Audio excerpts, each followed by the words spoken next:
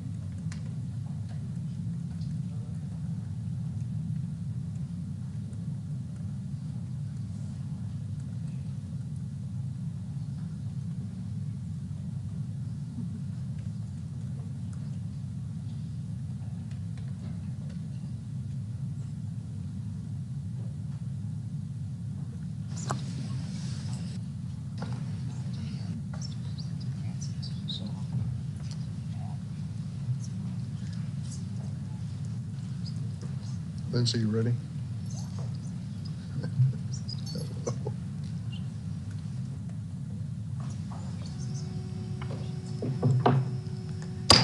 This hearing of the Senate Judiciary Committee will come to order. I'd like to welcome everyone to today's hearing. It's the first committee hearing of the 118th Congress.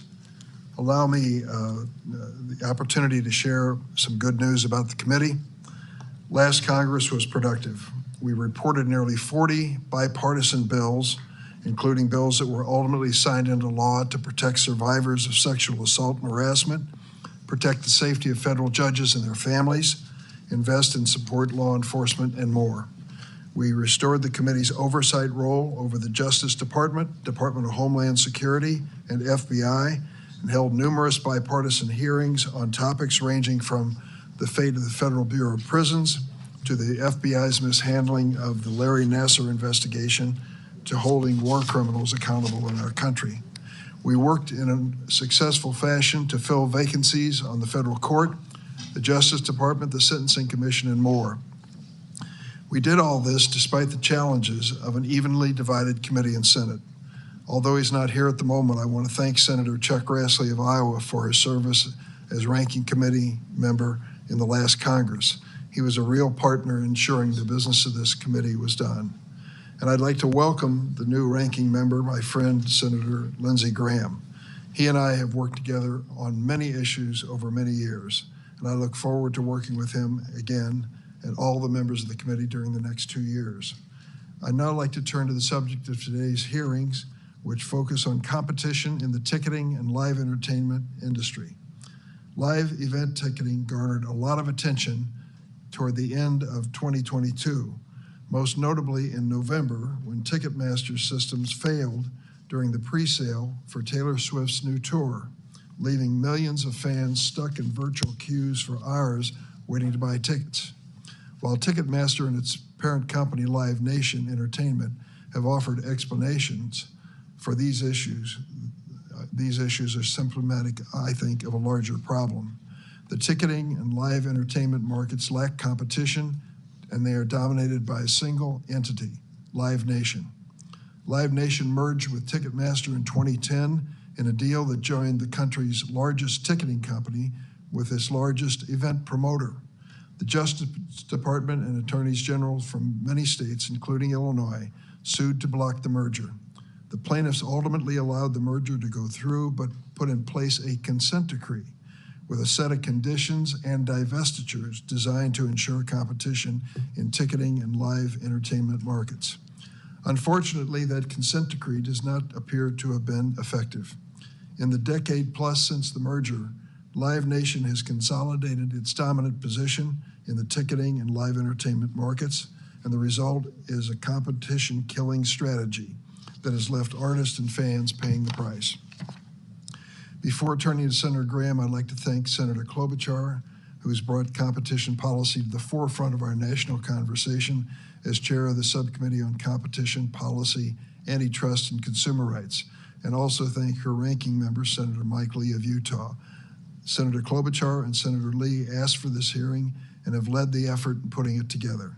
They have assembled an expert panel of witnesses who will discuss how ticketing and live entertainment markets became so concentrated to the detriment of consumers, the impacts of that concentration, and the steps we need to take to bring competition back.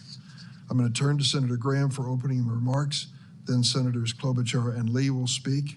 Then I'll welcome and swear in the 6 witnesses, and at that point, hand the gavel to Senator Klobuchar to continue. Senator Graham. Thank you, Mr. Chairman. We're in a new Congress, a chance to start over and move forward, hopefully in a productive fashion. I think this hearing today represents the best of the committee. I want to thank Senator Lee and Senator Klobuchar for coming together, bringing us together over a matter that matters to a lot of Americans. I think sort of the big theme here today is consolidation of power in the hands of few can create problems for the many. Competition is a good thing, and we'll determine today what happened. How did the system fail so spectacularly? What can we do in the future? But I think this hearing, and maybe the fruits of this hearing, represents sort of the better nature of the Judiciary Committee. We have a reputation of fighting among ourselves, which is okay, because we have differences of what should happen in the country, but we also have a reputation of being able to solve problems for the nation, and I intend to do both. Senator Grassley was a great ranking member. I know our chairman well. I admire Senator Durbin. He's a man can fight, but he can also find consensus. And social media seems to be one of the areas that the Congress and the public is desirous of us doing something. These companies are the most powerful on the planet. They have almost unlimited money. They can't be sued, and there's no real regulatory environment. So, Mr. Chairman, if you're looking for something to do together, I think dealing with the problem of social media would be something the committee should focus on. I look forward to working with you. And this hearing today is a sign that the Judiciary Committee is in business early on in the new Congress.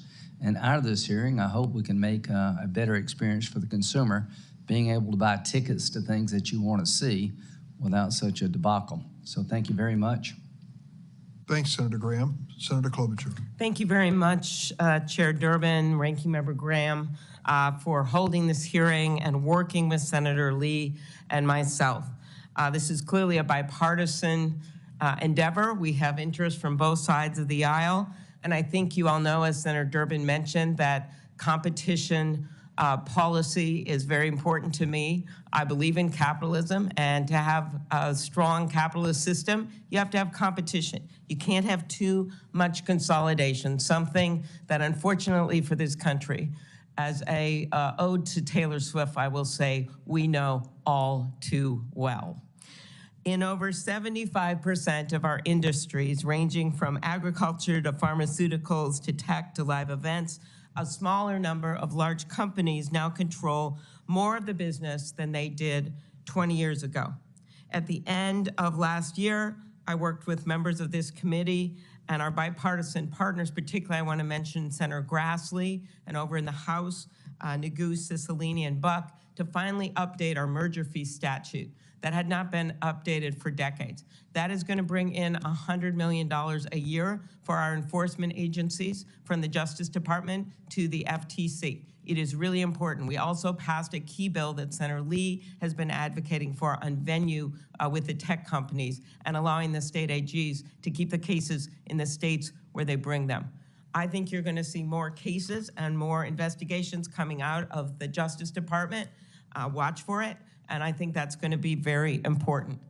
But why am I here today and have taken this on? I love music. So I grew up in the suburbs in high school. I remember loading into Johnny Royer's van and with my friends and going off to see Led Zeppelin and the Cars and Aerosmith. And now I don't think it's very easy for high school kids to make their money at Baker Square Pie Shop on the weekends and buy tickets to these major concerts. My state also has made more than its share of contributions to music, from Prince to Bob Dylan to Lizzo, and in fact, First Avenue, the iconic event space where Prince got his start and was made famous in the movie Purple Rain, is a point of pride for the people in our state, and it's one of the reasons Senator Cornyn and I worked so hard to pass the Save Our Stages bill, which was the biggest investment in the arts in the history of America. So whether it's for fans, performers, promoters, or venue operators, we need to make sure we have competition to bring prices down and bring innovation in and stop the fiascos. Today, Live Nation doesn't just dominate the ticketing. It's about 70% of the big concert market, but also they own many of the major venues. And for the venues that they don't own, they tend to lock in on 3, 5, 7-year agreements, which means that the competitors that are out there aren't able to even compete when it comes to the ticketing. Finally, they dominate the promoting. So we have talked to many venues, some of which aren't willing to come forward, unlike one of them that is here today, but that say even if they're not out there threatening them, they're afraid to go to someone else because then they're not going to get the acts that they want. This is all a definition of monopoly because Live Nation is so powerful that it doesn't even need to exert pressure. It doesn't need to threaten because people just fall in line. They continue to expand. Ticketmaster has gotten into the ticket resale game so they can charge fees when the ticket is first sold and then additional fees on the resale of the same ticket. The live event experience has become increasingly out of reach for so many fans. One GAO study found that 27% of the ticket price was the fees. A recent study found that for some tickets, it's as high as 75% of face value. And we also know it affects service. As millions of Taylor Swift fans found out last fall, there are few consequences for failing to deliver the service. But Taylor Swift, I think it's important for our colleagues and all to note, is just one example. Whether it's Bruce Springsteen or BTS or Bad Bunny or in the past Pearl Jam or the Pixies, fans, artists, and venues are facing real issues with Live Nations.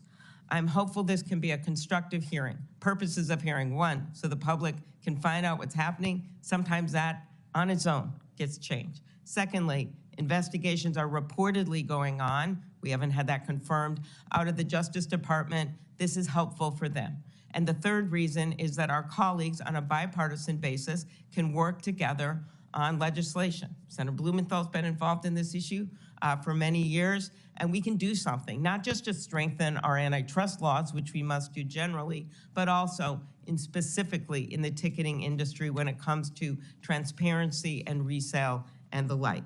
Restoring competition to our markets is about making sure that fans get fair prices and better service. Concert goers today should be able to have those same experiences I had when I was in high school, when it didn't cost very much to just be able to go see a band and remember it forever. Thank you. Thank you, Senator Klobuchar. Senator Lee of Utah. Thank you, Mr. Chairman, and thank you, Chairwoman Klobuchar. Really looking forward to my ongoing service on the Antitrust Subcommittee, along with Senator Klobuchar as chair. To be honest, I had hoped, as of a few months ago, to get the gavel back, but once again, she's chair captain, and I'm on the bleachers. So it was nice. Oh, you're a little more than that. Nice of Taylor Swift to have written a song about this very situation. But all joking aside, this hearing for me is is not only about the latest ticketing disaster that has made headlines. My daughter Eliza might disagree, but there are much bigger issues involved than this one event, although that one event is not to be discounted and is itself significant. The ticketing market in the United States is a complex industry involving artists, agents, promoters, venues, primary and secondary ticketing companies, and of course fans, many of whom we see outside of our buildings today. As I was driving up this morning, I couldn't help but notice I had never seen more smiling and happy demonstrators than I saw today. I think Swifties have figured something out. They're very good at getting their message across. Their message has come across in many forms over the last couple of months, including a letter I received from a young woman named Erin Harding in Utah, a young woman who's only 16 years old. She sent me a letter and an accompanying PowerPoint presentation. I think Erin Harding has a bright future ahead of her, perhaps as an antitrust lawyer or perhaps in a number of other fields as well, but it's been an impressive response. We've got to remember that for those who follow antitrust policy, the ticketing space in the last few years has also offered a natural experiment for evaluating both the efficiency claims of merging parties and the federal government's efforts to protect competition using antitrust laws.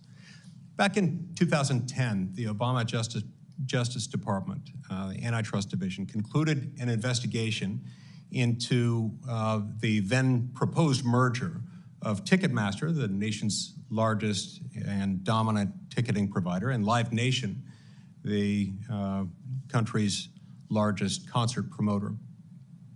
In a complaint alleging that the merger violated the Clayton Act, the department argued that it would eliminate recent but quickly growing head-to-head competition in the marketplace for ticketing services. However, instead of just stopping the merger, the Obama Justice Department in 2010 said that the department would approve it if and only if the parties agreed to a proposed consent decree.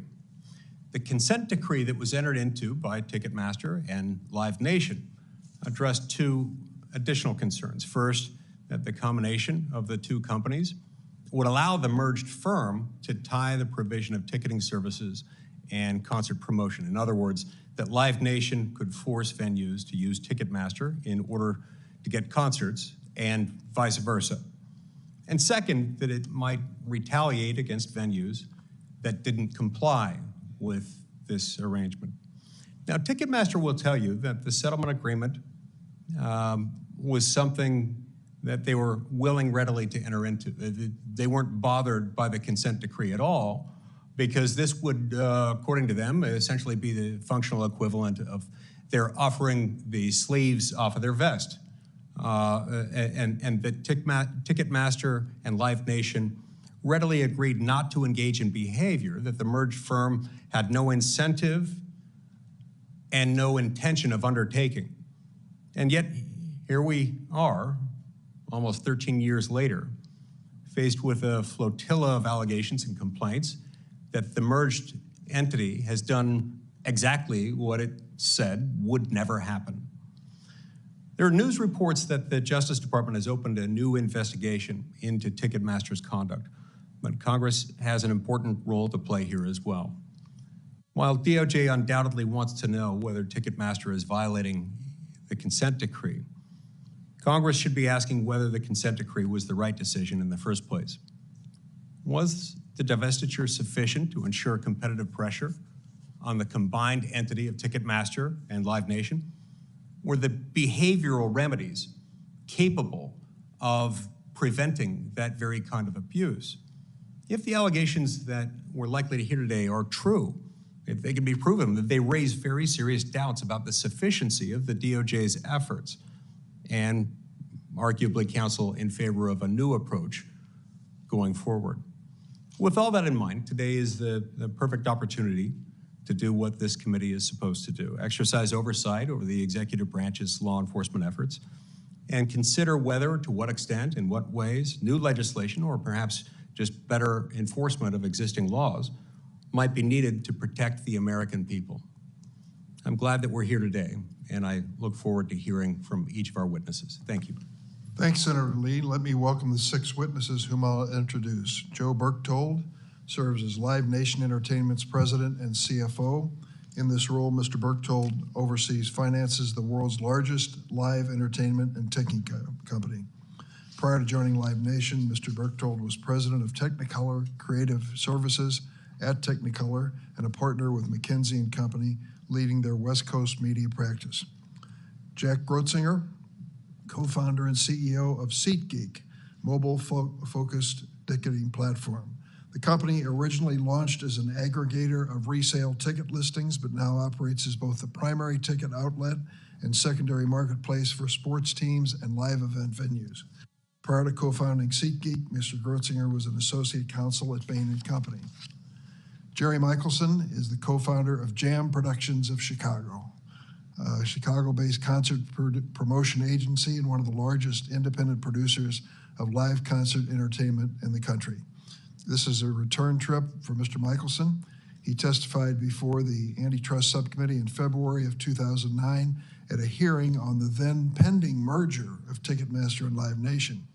At the time, he warned us of any competitive effects of the merger could have, stating, quote, "It's my belief this merger is vertical integration on steroids," close quote. I look forward to hearing an update on his views.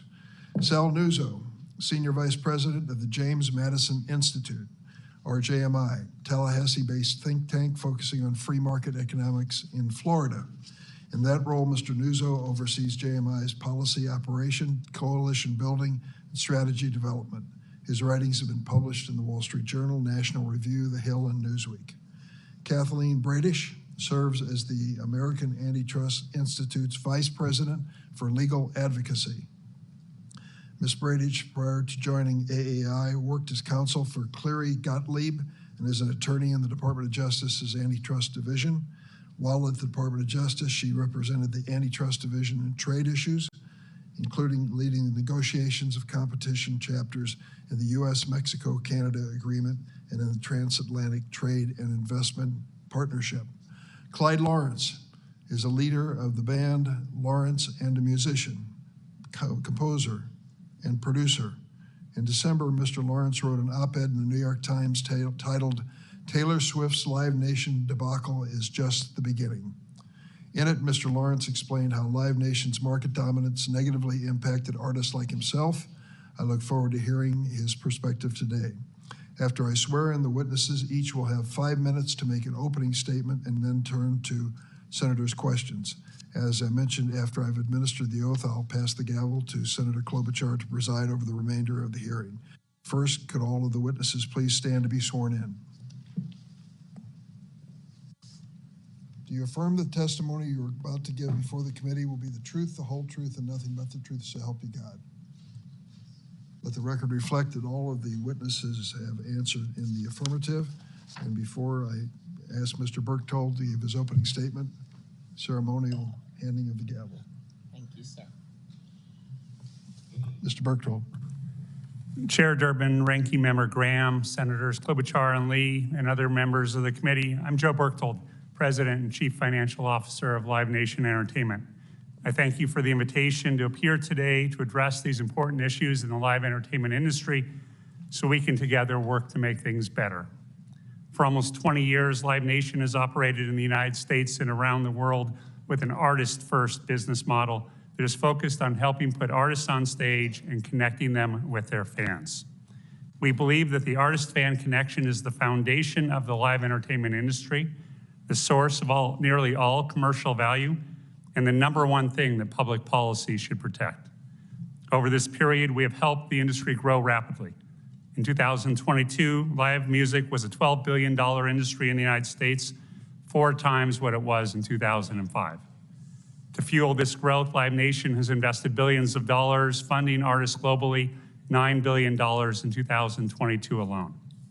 Given our level of investment in artists, it is also critical for Live Nation to have the most effective platform possible for selling tickets. Since our 2010 merger with Ticketmaster, we have invested over $1 billion in capital to improve the Ticketmaster system. Much of this was on technologies to eliminate fraud and to get tickets to fans instead of ticket scalpers using bots, a prime example of which is our verified fan service. Today's Ticketmaster is best in class in conducting large on-sales, marketing concerts, preventing frauds, and getting tickets into the hands of real fans. I do want to take a moment to address some confusion about what Ticketmaster and other primary ticketing platforms do and don't do. Primary ticketing companies, including Ticketmaster, do not set ticket prices. We do not decide how many tickets go on sale and when, and we do not set service fees. Pricing and distribution strategies are determined by the artists and their teams. Service fees, even if they're called ticketing fees, are retained mainly by the venues, and their portion of the service fee that Ticketmaster retains has been falling steadily over time. This leads to the topic of today's hearing, competition in ticketing markets. We hear people say that the ticketing markets are less competitive today than they were at the time of the Live Nation Ticketmaster merger. That's simply not true. In 2009, the Department of Justice alleged that Ticketmaster's market share was over 80%. It's a different story today. The most obvious change is the emergence of the enormous secondary ticketing market in which Ticketmaster has a modest market share and many strong competitors. But also in primary ticketing, the Ticketmaster of 2010 did not face the level of competition that we face today with new competitors highly capitalized, including SeatGeek, AEG's Access, and Eventbrite, along with established competitors including Tickets.com and Paciolan. Ticketmaster has lost, not gained, market share since the merger.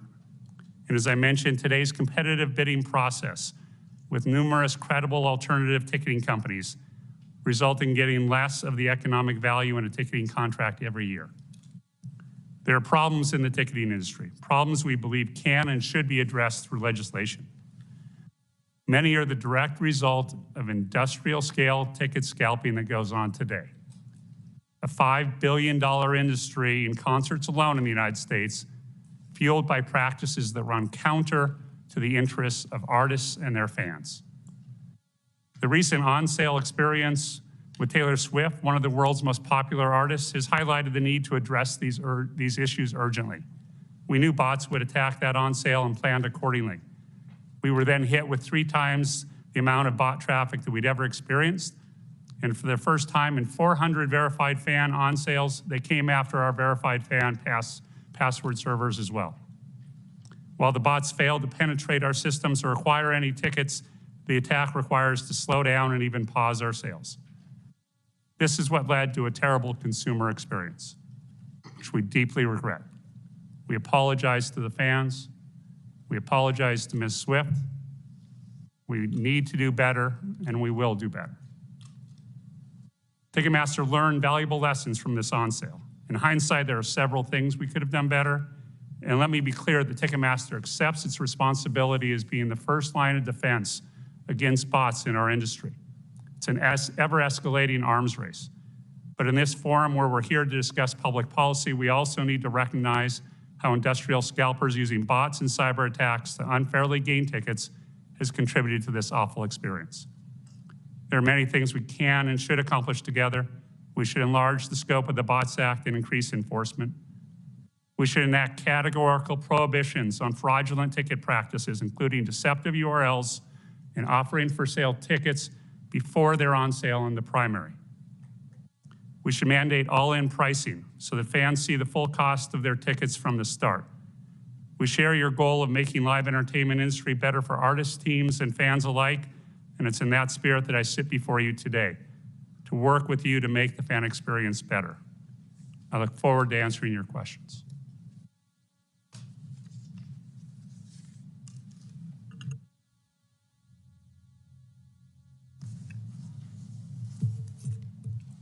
Mr. Grotzinger. Good morning, Chairman Durbin, Ranking Member Graham, Senators Klobuchar and Lee, and members of the committee.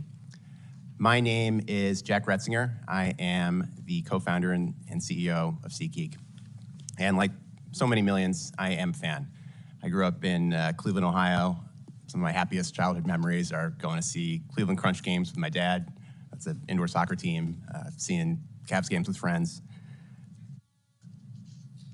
My co-founders and I started SeatGeek because we believe profoundly in the power of live events, of these magical things that create incredible moments, and yet believe that the experience of actually buying tickets is very much the opposite. It's antiquated, ripe for innovation. I've spent the last 13 plus years working in this industry, and there are three things that are clear to me and are clear to many others who work in live entertainment.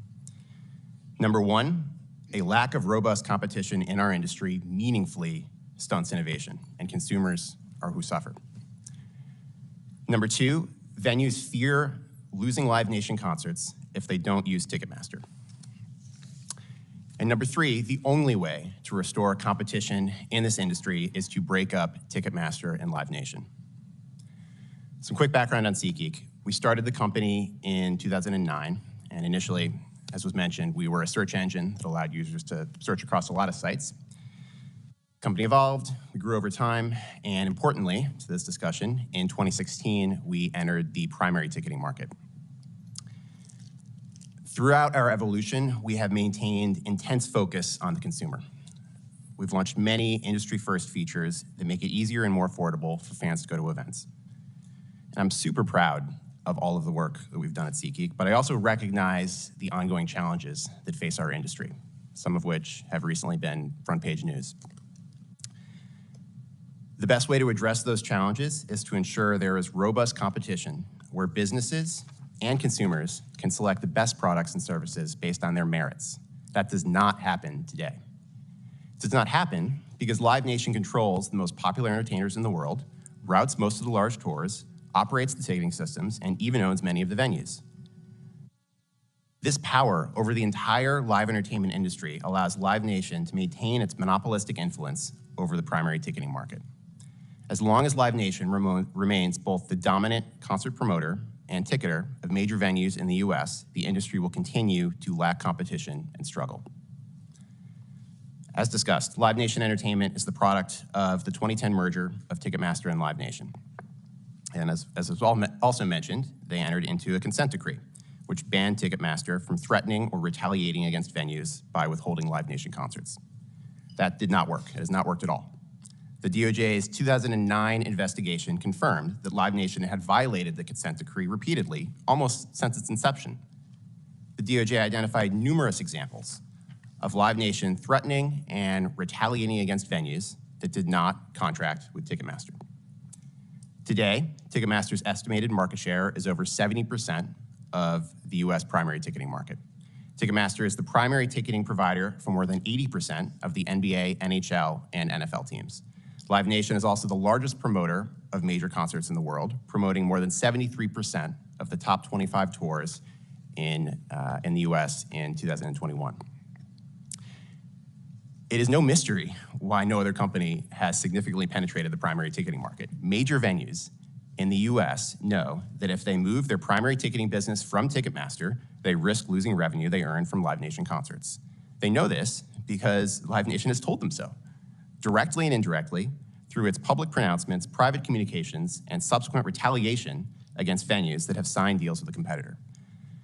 The DOJ found that as a consequence of Live Nation's conduct, quote, venues throughout the United States have come to expect that refusing to contract with Ticketmaster will result in the venue receiving fewer Live Nation concerts or none at all, unquote.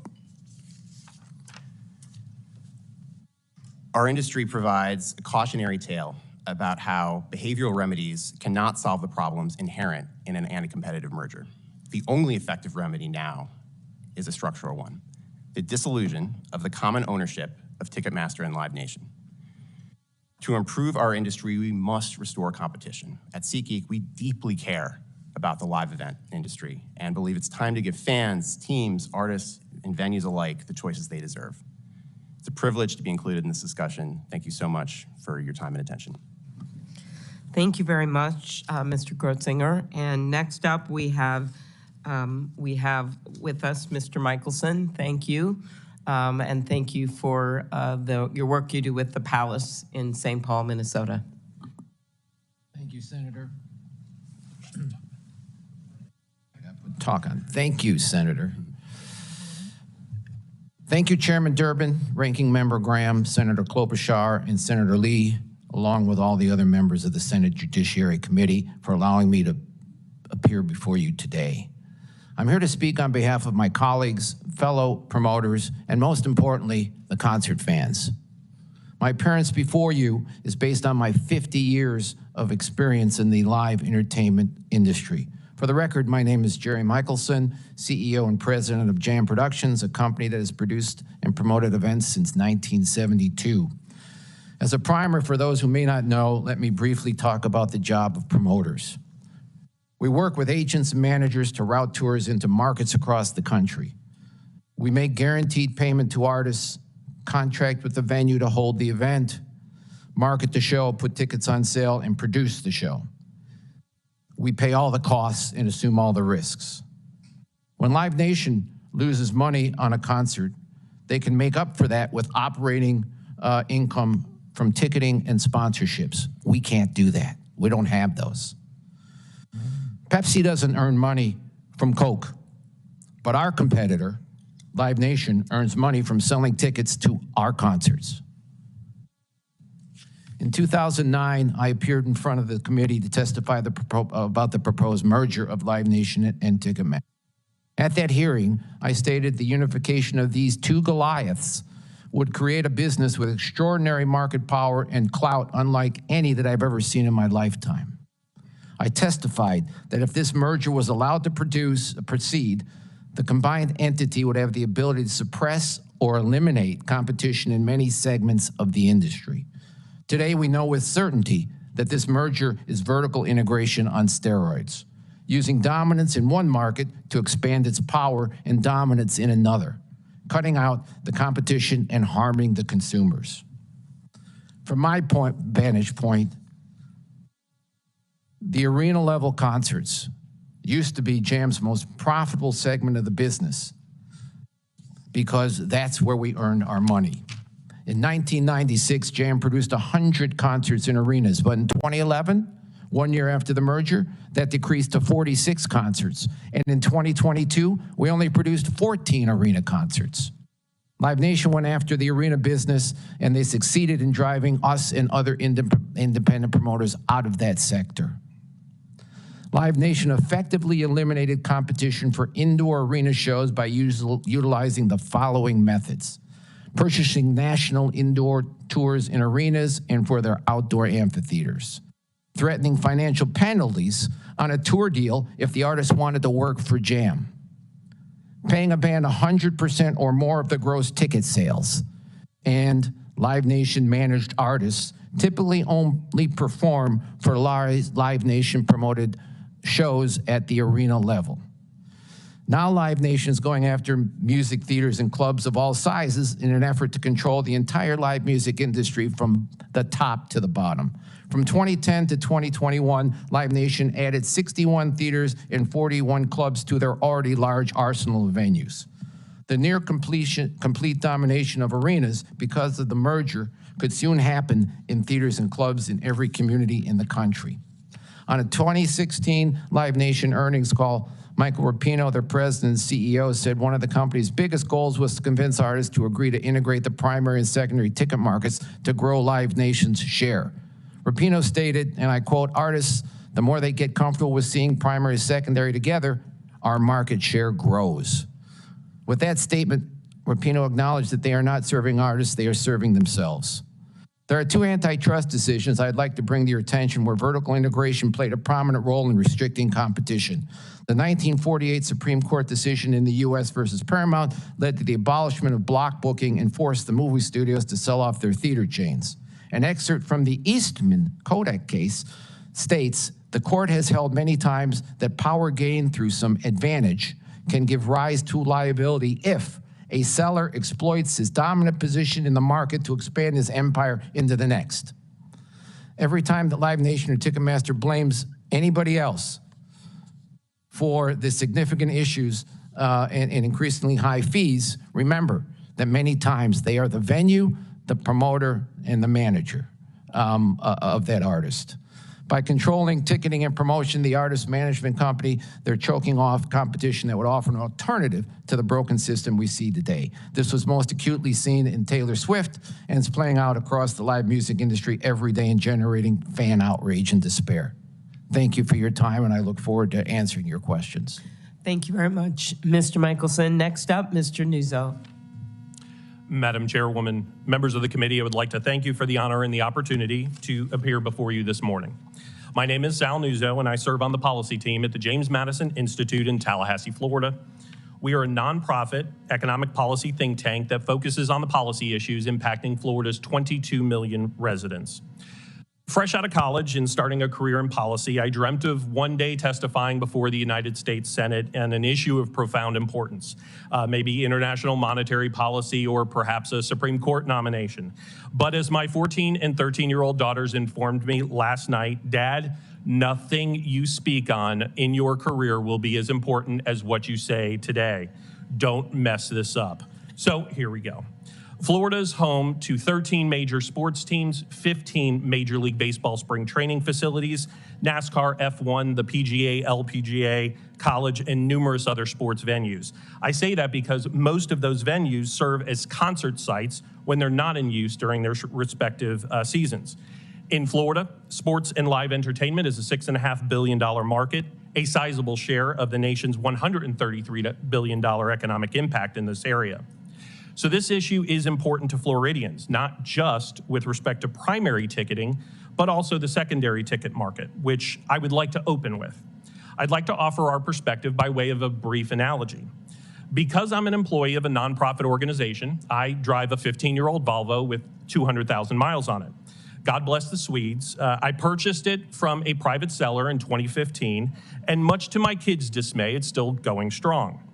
Volvo didn't place a single restriction on the automobile when I purchased it, and if and when I decide to sell it, they'll likely have no role in the transaction. In fact, I don't think they have a clue what's happened to the car since it left their dealership. This is true for just about every auto manufacturer. Consequently, our auto market is a robust, thriving, and diverse industry largely adhering to the forces of supply and demand. The same could be the case for the market governing the selling, marketing, and resale of tickets to sports, competitions, and concerts. It could be, but it has not occurred. There is, as we've spoken about, one dominant market player approaching 80% of the primary market. This does allow them the ability to leverage that dominance through service fees, exclusivity requirements, and other practices that are ultimately borne by consumers.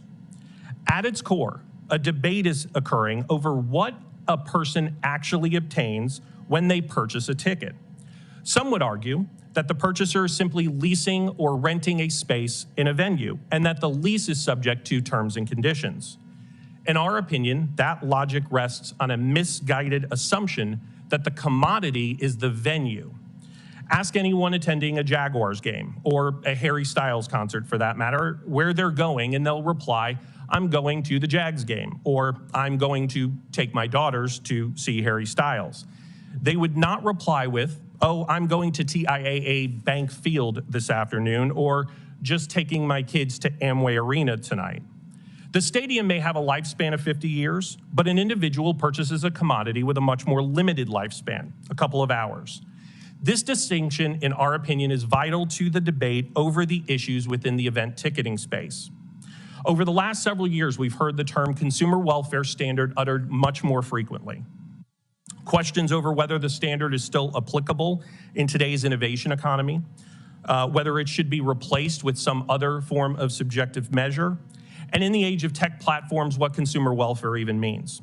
I would ask you all today, as we conduct this hearing, to set that principle aside. In this area, we would contend that consumer welfare is very clearly defined and reflective of the issues and challenges within this industry.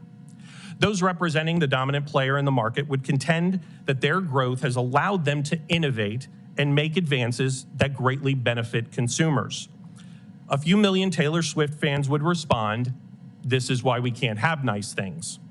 To be clear, from our perspective, the issue isn't the Taylor Swift crash per se.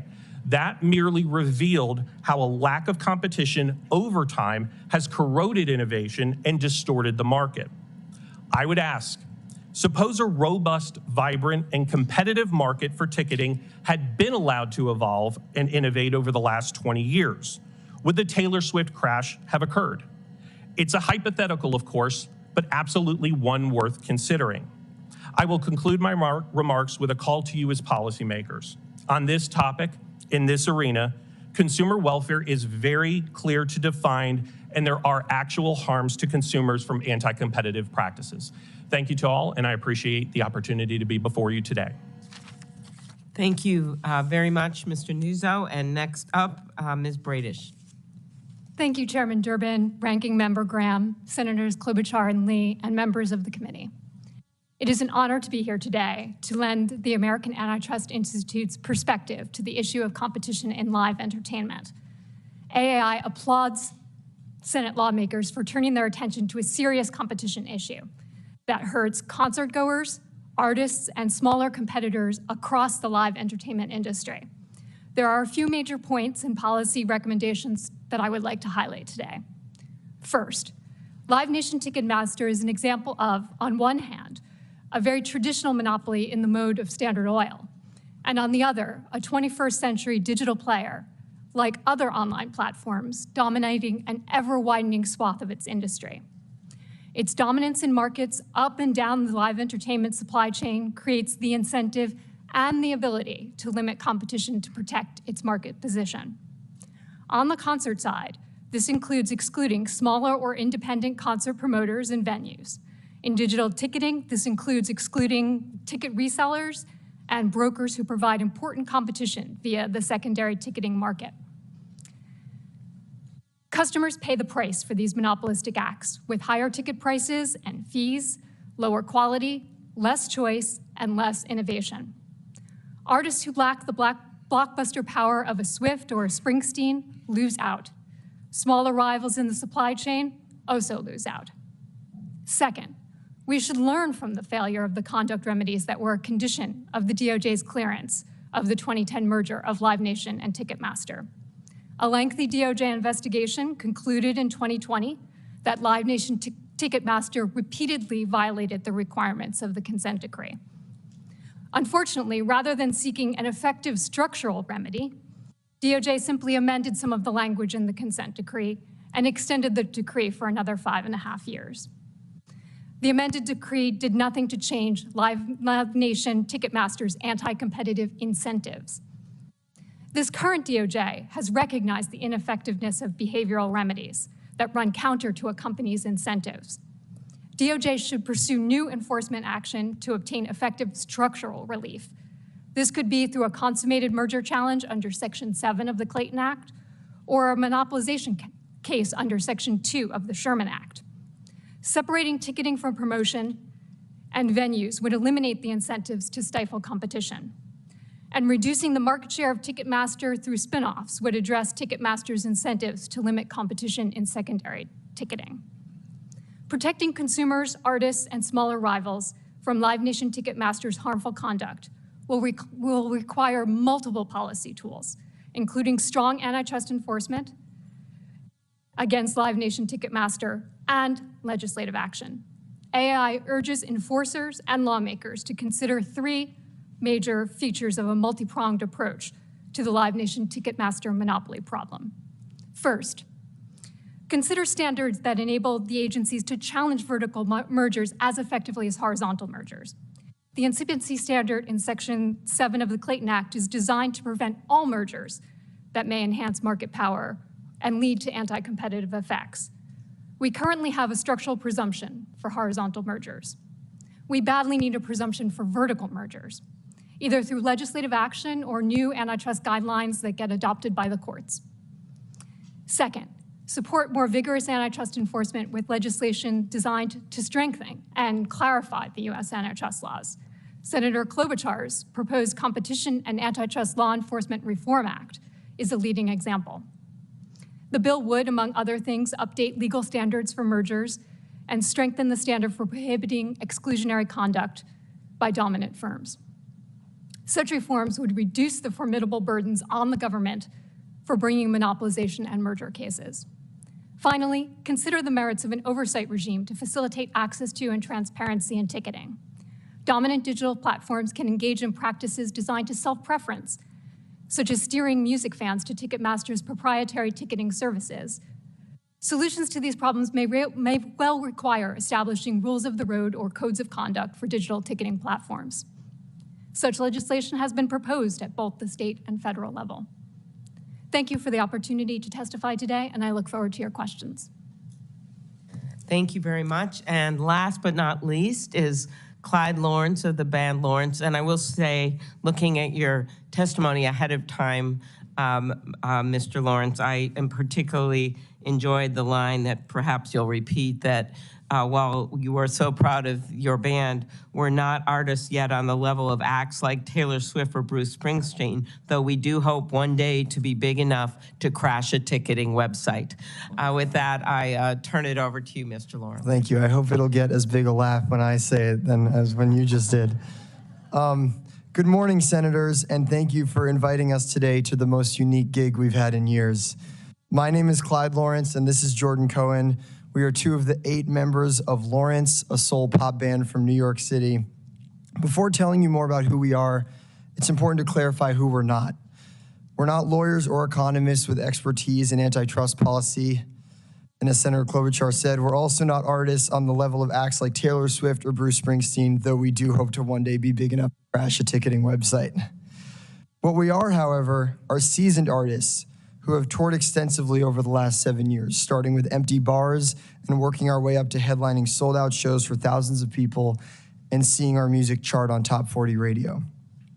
While we became musicians because of our passion for making music, we realized early on that we needed to embrace the entrepreneurial aspects of pursuing careers as artists. Ever since we started touring, we've tried to be vocal about the lopsided deal mechanics we were facing, even including the lyric, "Live Nation is a monopoly," in our latest album. Whether or not it meets the legal definition of a monopoly is someone else's call to make. We're here just to tell you what we've observed. While Jordan and I discussed those dynamics in depth in our written testimony, most of the issues we face stem from the fact that Live Nation Ticketmaster often acts as 3 things at the same time: the promoter, the venue, and the ticketing company. Let's imagine we just played a sold-out show at a venue Live Nation owns and operates. When an artist plays these venues, they're required to use Live Nation as the promoter. Far from simply advertising, the promoter coordinates and pays the upfront costs to put together a concert, such as renting and staffing a venue and striking a deal with the performer. Since both our pay and theirs is a share of the show's profits, we should be true partners, aligned in our incentives. Keep costs low while ensuring the best fan experience. But with Live Nation not only acting as the promoter, but also as the owner and or operator of the venue, it seriously complicates these incentives. At the end of the show, costs will have eaten into most of the money made that evening, and due to Live Nation's control across the industry, we have practically no leverage in negotiating them. If they want to take 10% of the revenues and call it a facility fee, they can and have. If they want to charge $30,000 for the house nut, they can and have. And if they want to charge us $250 for a stack of 10 clean towels, they can and have. Once these costs, some of which went to Live Nation subsidiaries, are taken into account, the remainder is split between Live Nation and the band. In a world where the promoter and the venue are not affiliated with each other, we can trust that the promoter will look to get the best deal from the venue. However, in this case, the promoter and the venue are part of the same corporate entity, so these line items are essentially Live Nation negotiating to pay itself. Does that seem fair? The tickets were listed at $30, and our pay ended up shaking out to about $12 of each ticket. But in this hypothetical show, the fan did not pay $30 for that ticket. The fan paid $42 because Ticketmaster tacked on a 40% fee. And for the record, we've had them go as high as 82%. As with promotion, if an artist plays at a Live Nation venue, the artist has no choice but to have the show ticketed by Ticketmaster. And to be clear, we have absolutely zero say or visibility in how much these fees will be. We find out the same way as everyone else by logging on to Ticketmaster once the show already goes on sale. And in case you're wondering, no, we, the artists, do not get a cent of that fee. So of the $42 a fan spent on a ticket, we received 12. But whereas Live Nation's costs were already covered at this point in the calculation, we still need to pay for our touring costs. In our case, roughly 50% of our earnings is used to cover expenses. So that leaves us with $6 for an 8-piece band, pre-tax, and we also have to pay our own health insurance. To be fair, many of the issues we've addressed here are not exclusive to Live Nation Ticketmaster, and we've had a number of positive experiences with parts of Live Nation. Their venues are often filled with hardworking and passionate people, and most importantly, we love that all of their venues have one consistent Wi-Fi network and password. That one's a real game changer. Jokes aside, we truly do not see Live Nation as the enemy. They're just the largest player in a game that feels stacked against us as artists, and often our fans as well. Ultimately, when looking at the current state of the industry, we're left with lots of questions. Why is it that all of Live Nation's costs get recouped before the show hits its profit point, yet ours, the artists, don't? Why is there so little transparency as to what line items such as facility fees actually go towards? Why is it standard for Live Nation to take a 20% commission on our merchandise sales while we never receive a cent of their ancillary revenues like concessions, alcohol, and parking?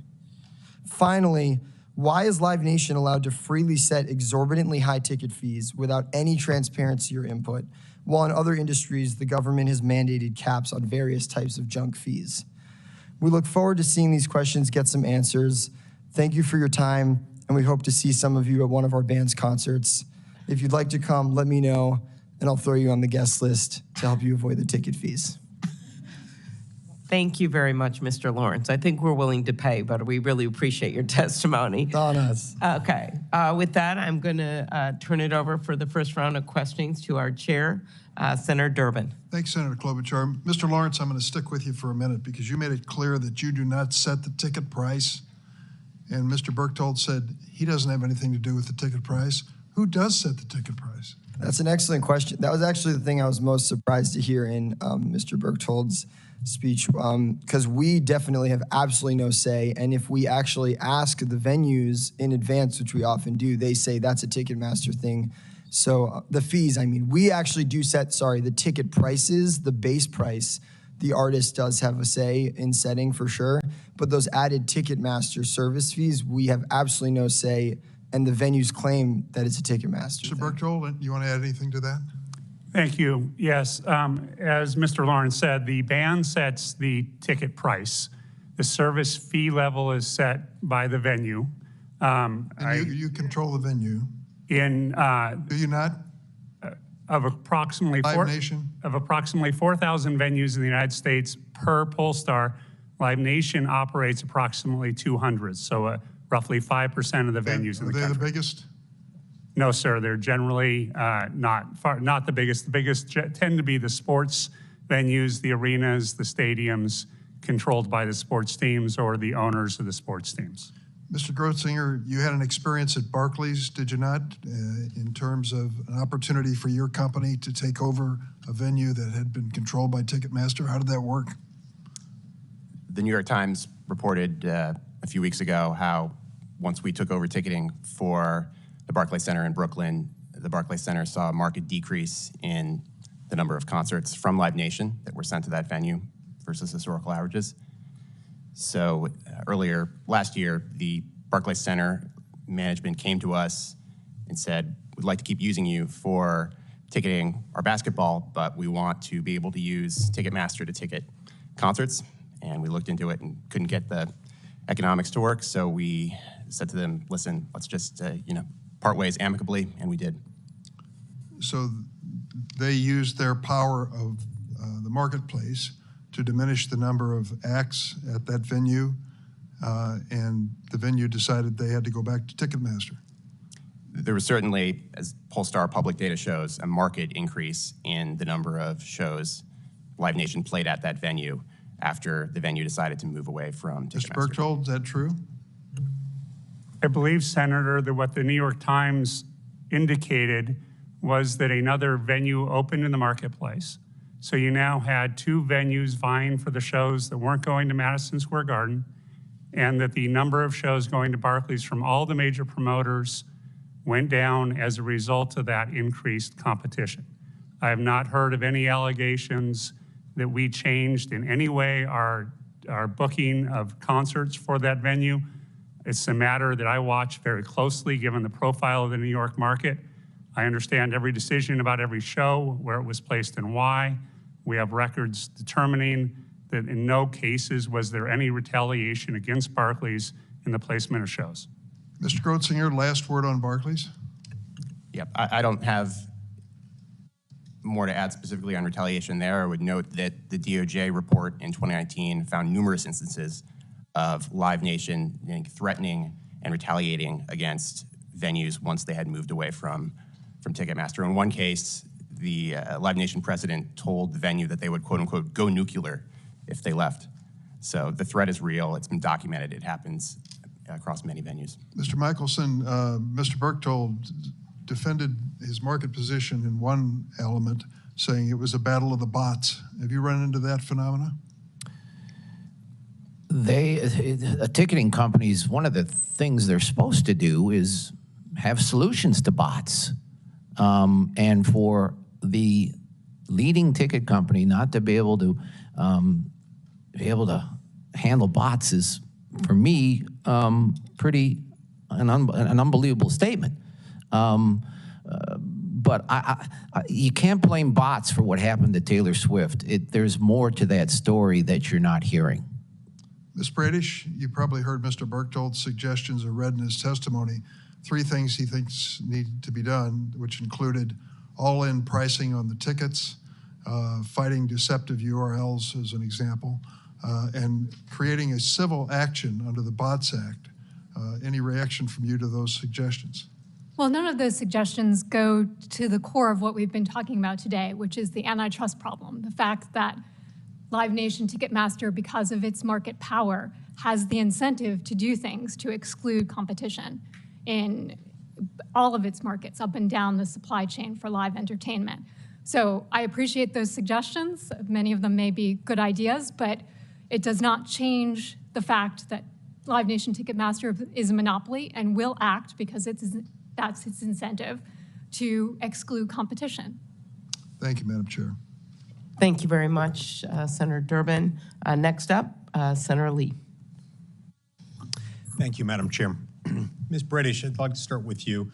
Back in 2010, the antitrust complaint filed by the Department of Justice against the proposed merger between Ticketmaster and Live Nation alleged, among other things, that Ticketmaster had at the time an 83% market share, with no competitor, no single competitor, having more than 4% of the market. It also alleged that Live Nation, for its part, was Ticketmaster's biggest customer and was the leading concert promoter at the time, of course. It also alleged that Live Nation had begun competing directly with Ticketmaster for ticketing services, rising over a very short period of time to 16% of the market share in just 2 months, kind of a meteoric rise. So with that in mind, why, in your view, did the Department of Justice settle what seems to be a strong case that appears to involve the elimination of head-to-head competition with a monopolist? And would you agree that what we have here is not a shortcoming necessarily of our antitrust laws, but error, perhaps gross negligence in enforcing them? Well, I think that there are 2 elements to why the DOJ would take a consent decree rather than pursue a case in court. Obviously, a case in court involves risk, and the fact is that to pursue a vertical merger in court, and recent experience backs that up, is difficult. It's very difficult for DOJ to win a vertical merger case. Post Dr. Miles? Mm-hmm. Yeah. Yes. So that it's hard, given the current state of the law, for DOJ to pursue a vertical merger case. So that will make them, in many cases, hesitant to do that. Right. The second issue, I think, that comes up here is the need for witnesses in a court case. And in in a situation where there's a pervasive fear of the dominant firm, where venues and promoters and other independent rivals will potentially suffer consequences, and history since then has suggested that's the case. They would have to testify in court, and to get someone to take that risk is not an easy ask. The point about Dr. Miles and Legion is interesting, although, if I'm not mistaken, they pitched this as a horizontal merger, didn't they? And didn't the complaint identify it as a horizontal, not a vertical? Well, there's a horizontal component as well as a vertical component. The conduct remedy part of it clearly goes to the vertical part of the issue. Now, the consent decree includes a divestiture and also prohibitions on tying the ticketing services and the concert promotion. You want to say anything about how those have worked in practice and why? Well, obviously, the investigation that culminated in the 2020 modification to the consent decree showed that, in fact, this was repeatedly violated. The DOJ described 6 instances, but also pointed to a pervasive environment of fear of retaliation. And as a result, it shows that when a company has incentives to act in a particular way, a consent decree isn't necessarily going to stop them from doing that. Right. Mr. Berchtold, do you want to respond?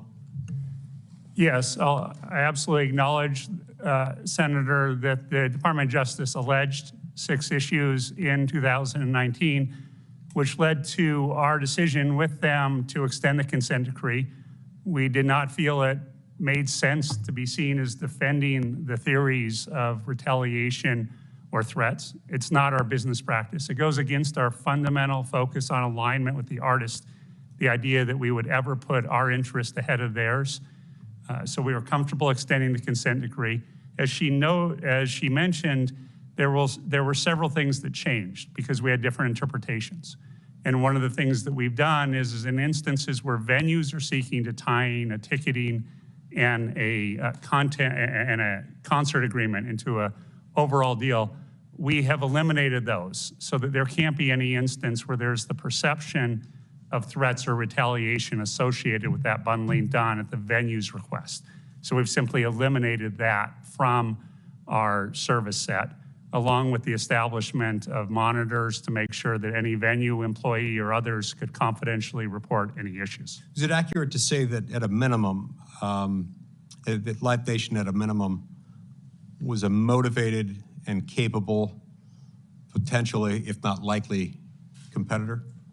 I'm sorry, at the time of the merger, is it accurate to say that at the time of the merger, Live Nation was an emerging, nascent competitor and likely a very capable potential competitor? I would say, Senator, that Live Nation at the time was finding that it was very difficult to build its own ticketing system. That one of the driving motivations to the Ticketmaster merger was the feeling that it wasn't going to successfully build its own system, and it sought to find one that could more effectively serve its needs of selling tickets for fans. Yeah, I'm out of time, but they had sold 6 million tickets, and they did rise to a pretty prominent position in the marketplace in 2 months. So that's not nothing. We'll get to that later. Thank you, Madam Chair. Thank you very much. I'll start with you, Ms. Bradish. As a former antitrust attorney who studied these markets, do you agree that the ticketing market was more competitive when Ticketmaster was competing with Live Nation as separate companies? Certainly, and especially where you have a potential new entrant that's showing the ability to increase its market share rapidly and with great success. That's precisely the kind of pressure that you would want to have on a dominant player to make sure that they act in a competitive fashion. The loss of that is the loss of competition. Exactly. Mr. Berchtold, we've heard serious concerns from artists, promoters, venues that Live Nation's dominance in the concert tour promotion can pressure venues to use Ticketmaster's primary ticketing service exclusively. How else would you explain the fact that Ticketmaster has 80% of major venues contracts in the U.S.? It is absolutely our policy to not pressure, threaten, or retaliate against venues by using content as part of the ticketing discussion. Mr. Michelson, have you seen Live Nation leveraging its power as the leading concert promoter to pressure venues to use Ticketmaster for primary ticketing? How are they able to do that? When speaking with people that either own or manage venues, their biggest fear is if they leave Ticketmaster, they will lose content. So whether it's said or not, it's implied that if I don't use Ticketmaster, I am not gonna get all the shows that I would like to have. Get it? And by the way, if you look at the difference between the Target Center in Minneapolis and the Xcel Energy Center in St. Paul, the Target Center is ticketed by Access. The Xcel Energy Center is ticketed by Ticketmaster. Look at the number of shows that play Xcel, and you'll see they far exceed the number of shows that play Target. And when you look at and break it down a little farther, you'll see that most of the shows that play Xcel are Live Nation shows, and they bring very few to the access-controlled venue, the Target Center. Okay, thanks for that local reference. Mr. Berchtold, one way that Live Nation eliminates competitive pressures by locking venues into multi-year contracts, whether they 3 years, 5 years, 7 years. If you've tied up 80% of major concert venues with multi-year contracts, where is there room for one of your competitors to get in the door? Yes, Senator. First, I would note that the 80% reference, I believe, is from a 2008 Department of Justice study, and we believe that our market share is substantially lower than that. How much lower? We would, variety of ways of estimating the market share in the industry, depending on what you include. We believe our market share would be somewhere between the 50 and 60% range. Keep going. Yes, I will absolutely acknowledge that it is the standard practice of venues in the United States who own ticketing rights to maximize the value of the ticketing rights they own by having long-term exclusive agreements with primary ticketing companies. Those ticketing contracts tend to last 3 to 5 years on average. I would note a very specific indication of the high level of competitiveness is first that with almost every contract renewal we have over the past decade, more of the money gets accrued to the venues as opposed to the primary ticketing provider, which would be one indicator of a very competitive marketplace. Secondly, I would note the success that SeatGeek had between 2018 and 2022, adding roughly 15% of the NFL and the NBA teams as primary ticketing clients, showed the level of movement of these clients. Okay, Ms. Bradish, did these type of exclusive contracts, do they shut out competitors? To me, like, if you can't go to anyone else, what are you going to do? Exactly. And I think it's a standard given in antitrust law that the longer the exclusivity in a contract, the greater the risk of a competitive effect. And the fact that they're able to get this length of contract indicates something about their market power. So, of course, it makes it much harder for particularly a newer entrant to get into the market if everybody is already tied up. And Mr. Grotzinger, do you think that, to go to another topic, that Live Nation's concert promotion business, the fact that they're combined, has made it harder for you to compete for primary ticketing with Ticketmaster? Yeah, absolutely, it has. Typically, we'll go to a prospective client, we will show them our technology, they'll get excited. They'll get excited about how it's gonna make the experience better for their fans and allow them to run their business better. And then they'll start to think about the concert threat, and they'll talk, and discussions will often close at that point because they've heard or been explicitly threatened in a way that they know they will lose concerts if they move away from Ticketmaster. And one other thing I'd note that's, I think, particularly scary on that last topic is in response to some of the oversight and poking that has happened recently, we've seen Ticketmaster moving from 5 years, which used to be the standard length for a contract in our industry, to 10 in many cases. They're trying to lock things down so that if there is more pressure, they've at least signed a lot of these decade-long deals. So there's not a lot of time. If we want competition in this industry, it is already going to be very hard to change. Longer contracts make that even harder, and that is what they've been pushing for recently. Exactly. Last, Mr. Lawrence, what was the amount you said, the percentage of your tickets, some of the highest ones you've had recently that were fees?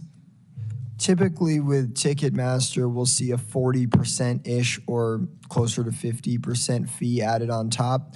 We have seen really outlandish numbers, like we had a show last spring where there was an 82% fee on top of the base price. And again, we have no say or we don't even know what it's going to be until it goes on sale. Mr. Berchtold, you heard Mr. Lawrence. With Ticketmaster's market power, which we all know exists, we'd be kidding ourselves if we said it didn't exist. Why haven't you done more to reduce fees? As I noted in my comments, Senator, the fees are set by the venues. The Live Nation venues have fees that are consistent with the other venues in the marketplace and cover the cost of the operation of those venues.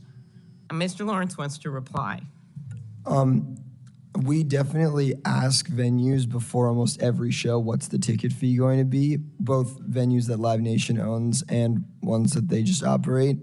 And they always certainly don't take responsibility for the fees. So I don't know who is doing the fees, but we ask that question to the venues and they say, not only do we not choose what it is, we don't even know what it is. We can't even tell you what it's going to be. So I don't know where the answer lies, but no one's taking responsibility. Last word, Ms. Bradish. Transparency would be helpful to know what the fees are. Is that right? Yes, absolutely. Okay. The market can't work well without transparency. That's clearly there isn't transparency when no one knows who sets the fees. Yes. Okay, with that, Senator Cornyn.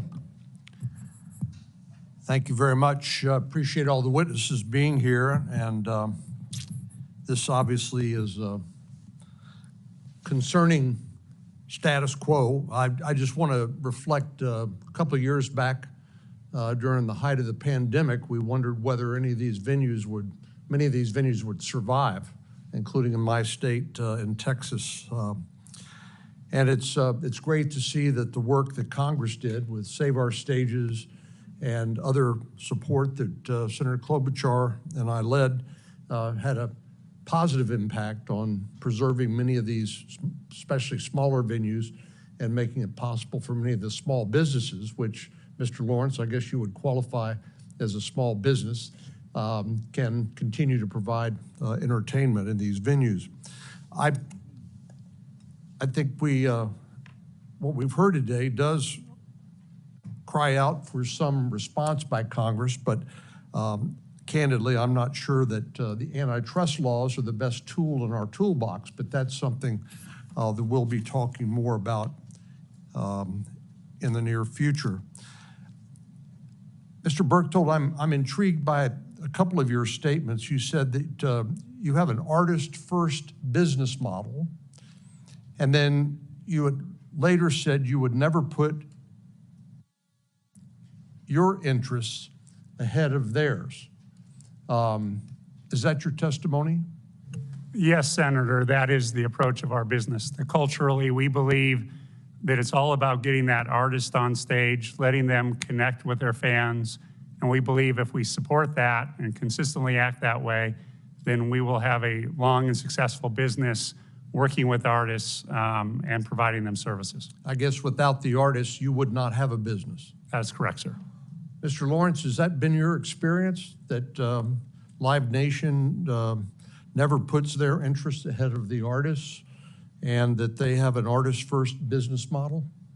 I think generally when we show up to play a show, the people that work for Live Nation at the venue absolutely, try to be partners to us in putting on the best concert. I think that the places where sometimes maybe you could feel like it's not artist first is just in the structure of the way some of the deals with the artists, when you look at the settlement sheet at the end of the night, where which breaks down who gets paid what, some of those line items where we have no say in setting any of the prices of those things, yet some of them are Live Nation directly setting the price for things that they are paying to other entities that they might own, which directly impacts the profit pool from which the artist's pay is being derived, those are the moments where I wouldn't say it's not artists first. I mean, who's to say? But like, those are the moments where it feels like we're not truly aligned in our incentives.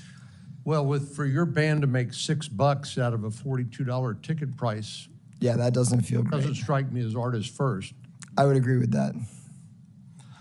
Mr. Berchtold, you talked about how few venues that Live Nation actually owns, but the truth is that you have these, I think you alluded to this, you have these long-term exclusive rights contracts with many venues that you don't actually own, or that you have some sort of partial ownership where you have effective, at least contractual control over those venues. Is that correct? Yeah, Senator, if I could differentiate on the ticketing side and the ticketing contracts as opposed to on the promotion side. So on the promotion side of the business, which Senator Klobuchar was asking about, there are roughly 4,000 venues in the United States. Roughly 200 of them we operate, often don't own the underlying business, but operate the buildings. And then we have roughly 40 more buildings with which we have an exclusive promoter relationship. So that's a very small portion of the market for venues. So whether or not you actually own the venue, you do have effective influence and maybe in some cases outright control over what the venue charges in terms of the ticket price, correct? In roughly 240 buildings, or 5 or 6% of the markets are yes. Mr. Mickelson, why is it so hard for the average consumer to get access to tickets, and who benefits from less consumer access? Is it not the artist, I assume? That's a good question, Senator. Let's take the Taylor Swift fiasco as an example. The fans had to sign up through verified fan to be able to even buy a ticket. Ticketmaster knew that the demand was enormous, bigger, larger than most any other show. And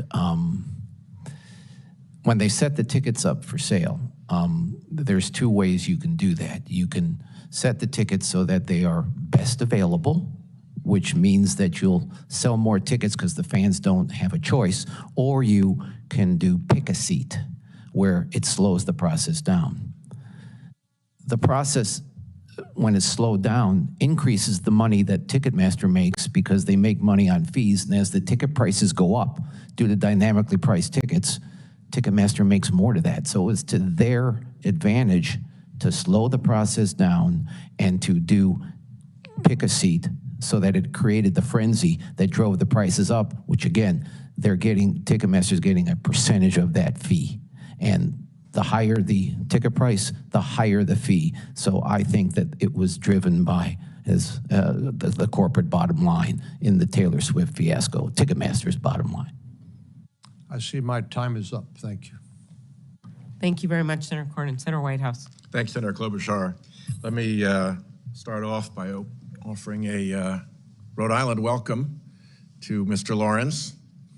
Yeah, 7 out of the 8 members of our band went to Brown University, so we have a lot of Rhode Island pride. That's pretty impressive. What were your favorite venues? We played at a local venue called AS220 a bunch, but honestly, we mostly played at like house parties on campus. That was kind of where we got our start. We also played recently a bunch at Fett Music Hall. Well, AS220 is a great organization, and I'm proud to have you in the middle of this as a group that emerged from our terrific Brown University. Thank you. You mentioned in your testimony today that when artists like you play a Live Nation venue, you typically are also required to use Ticketmaster and a Live Nation-owned promoter. If that were not the expectation, what would the difference, you think, be for your band and your fans? Well, if we had the ability to weigh different offers, then we would just be able to see a more apples-to-apples comparison of what kind of deals we could get in a given venue. But you're correct in saying that, yes, when we pick a given venue, if it's a venue that Live Nation is either the exclusive promoter or the operator or the owner of, there's no opportunity but to just receive a deal that we have no ability to negotiate from Live Nation. And yes, the tickets have to be ticketed by Ticketmaster. There's a, it would be great to be able to find out, if it was this ticketing company, it might be a different fee. Or I know Mr. Berchtold is saying that the venue sets the fee, which has not been our experience, but ideally we'd be able to see, if it was this company, it would be this or whatever. Say a little bit more about how that has not been your experience.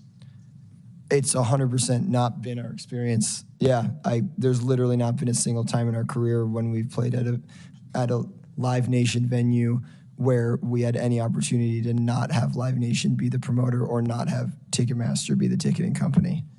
Have you heard of any other artists who've been able to figure out a way around that? Or do you think that all artists are up against the same wall that you've described of inevitability? Yeah, as far as I'm aware, no one's had a different experience than me. I know at the highest levels of playing like stadiums or arenas, there might be an opportunity to have a certain promoter come in and do that arena, but that's not my area in terms of... In time, Mr. Lawrence, in time. Hopefully. Well, thanks very much. I appreciate you being here, and thank you, I guess it's Acting Chair Klobuchar for the hearing. All right, thank you very much, Senator Whitehouse. And I noticed, Mr. Nuzzo, that Mr. Lawrence has been getting a lot of the questions, and I know your daughters are watching. So Senator Lee and I promise we will ask you a question on a second round if no one else does. That's a little cute for you guys. Next up, we have Senator Blackburn. Thank you, Madam Chairman, and thank you to you all for being here. In Tennessee, this has been an issue where there's been a lot of conversation about it. And Mr. Berchtold, thank you for your time yesterday to talk about this. As I told you, we've got a lot of people that are very unhappy with the way some of this has been approached. And there is frustration.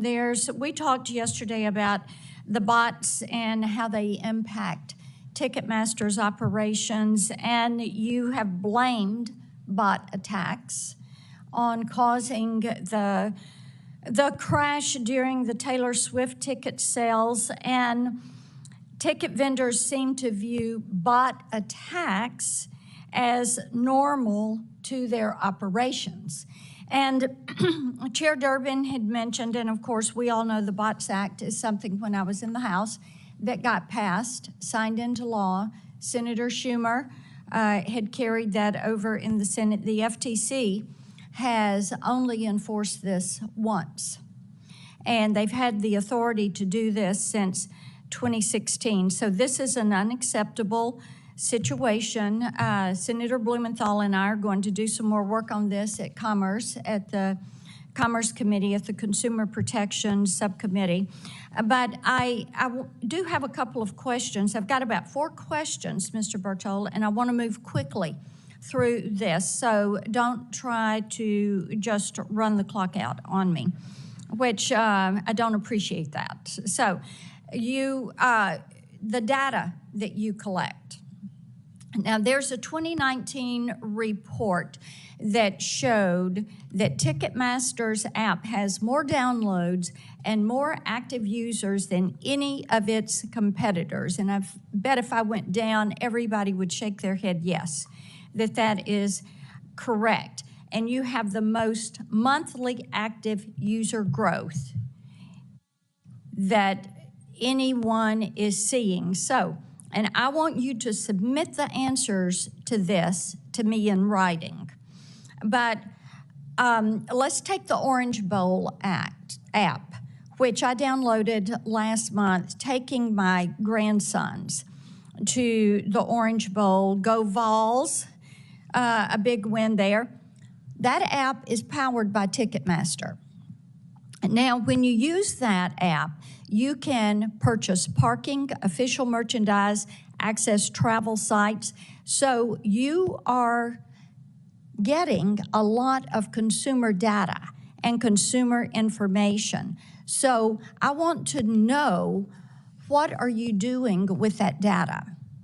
Now, you told me yesterday you block about 90% of the bot attacks that you get, but that's a failing grade. And we know that because, and there ought to be people you can get some good advice from, because our critical infrastructure in this country, whether it is utilities, electric, water, power, banking services, credit card processors, payment processors, healthcare companies, you know what? They get bot attacks every single day by the thousands. By the thousands. And they have figured it out, but you guys haven't.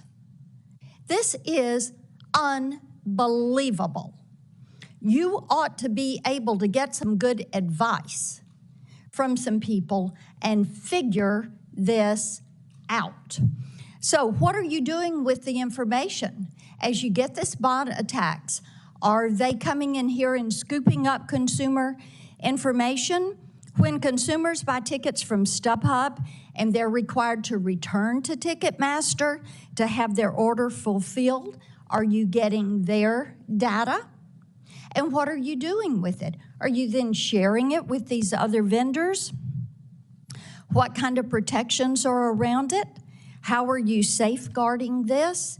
So I would like a response to that in writing from you, because that is going to determine how we move forward. The FTC has the responsibility. They have the authority, but you, sir, are responsible to the consumers. You're controlling 70%, 80% of the ability of consumers to access tickets to sporting events, to concerts. And when I run into an entertainer, and Mr. Lawrence, you need to come to Nashville. We've been there. We just played a couple months ago. Come on back. Make it your home. Sure thing. People love Tennessee. But, you know, we need to have an answer to this. Yes, the FTC has the authority. Yes, the legislation was signed into law. I agree that they are not exercising it. But how many times have you called the FTC and said, we need your help?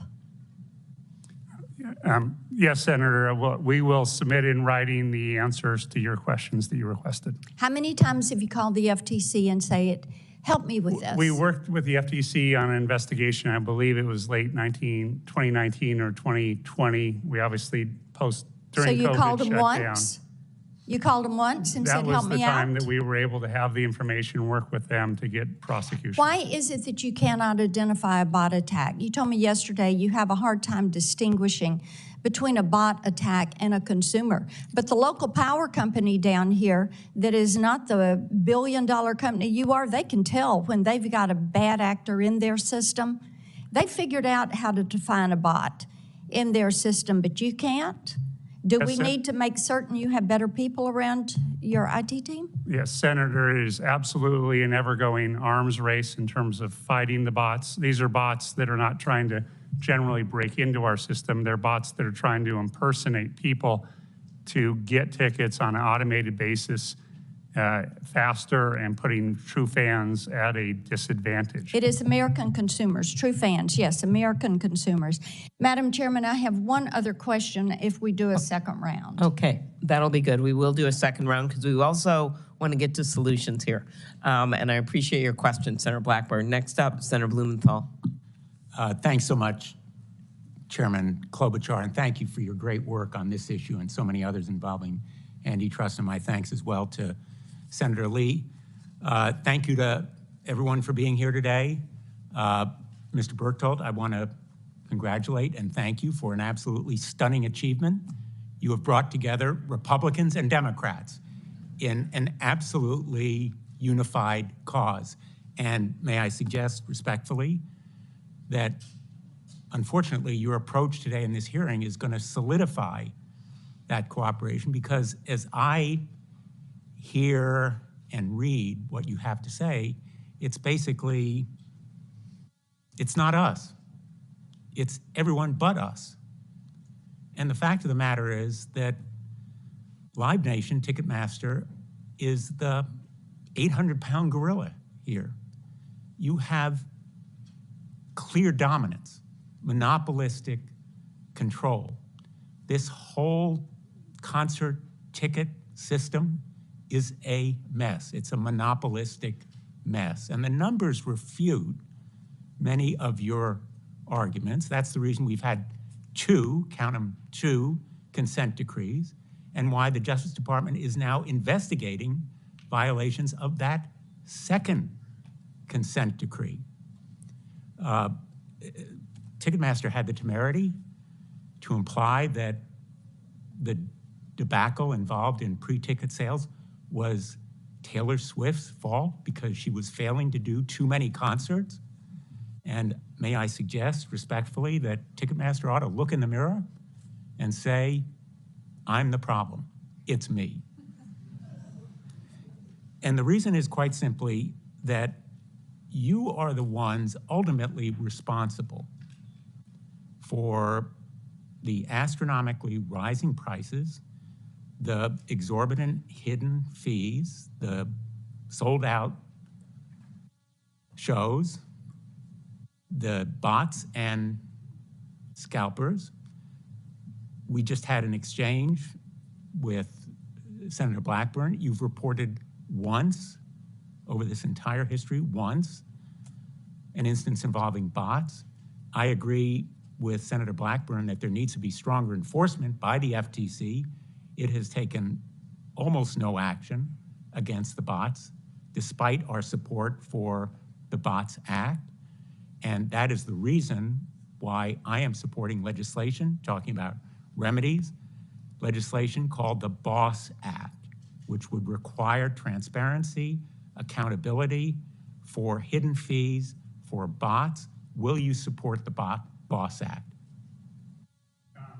Yes, Senator, we would absolutely agree that. I'm sorry. Senator, we absolutely agree there are a lot of problems in this industry, and as the leading player, we have an obligation to do better. Will you support the BOSS Act? I don't know all of the specific elements. I know there are many elements that we agree upon. I believe there are some issues that we have some differing views, and we've offered to discuss those. We'd like to continue to discuss those going forward. Will you support legislation to require complete transparency, all in, to provide stronger enforcement powers against bots and scalpers? We absolutely support all-in pricing. We absolutely support greater enforcement, greater penalties, and expansion of the prohibition on bots. You know,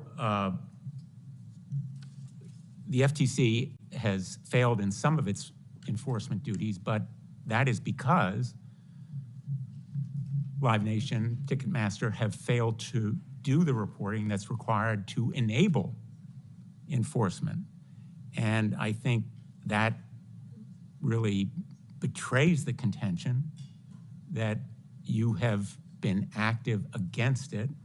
And I think that consumers and artists and venues are all fed up with the system that exists right now. And I think to the people who are fed up, I would say, continue your criticism. If you're angry and frustrated, you have the power to demand action, and we should act with new legislation. If the Department of Justice establishes violation of the consent decree, unwinding the merger ought to be on the table. If the Department of Justice establishes facts that involve monopolistic and predatory abuses, there ought to be structural remedies, such as breaking up the company. We'll see what the Department of Justice finds. And to the FTC, we owe the duty of providing resources that are needed for more effective enforcement, and the incentives and the kinds of encouragement and support for action in this area. Let me ask you, will you support other kinds of legislation that would enable more transparency in this area? As a general concept, absolutely, we support more transparency. And I also commit that if you pass harder laws on bots with greater enforcement, that I will commit that we will do our part to support that. And will you take action against the bots? If we get the laws that are going to be enforced and supported and have real teeth and penalties against people, we will do our part. But you have the power right now to take action. Why haven't you done it? We have a limited level of power on something that hasn't been consistently enforced. You have unlimited power to go to court. Under the current Bots Act, which we have supported, we've given you the right of action. You are the only ones who have the resources and the knowledge to take effective action right now. Why haven't you done it? Well, we'd love the support of further laws, of working with the FTC, getting other information on the actual sale of the bot-generated tickets on the various secondary platforms. If you are concerned about artists, consumers, venues, and about the public interest, you would take action under current law. You have the right of action, you have the resources, and you have the kinds of legal authority to do it. And so that is why I come back to where I began. Your approach seems to be, it's everyone else who's responsible here, not us. And I hope that that approach will change in the future. Thank you, Madam Chair. Thank you, Senator Blumenthal. Next up, we have Senator Kennedy and then Senator Hirono.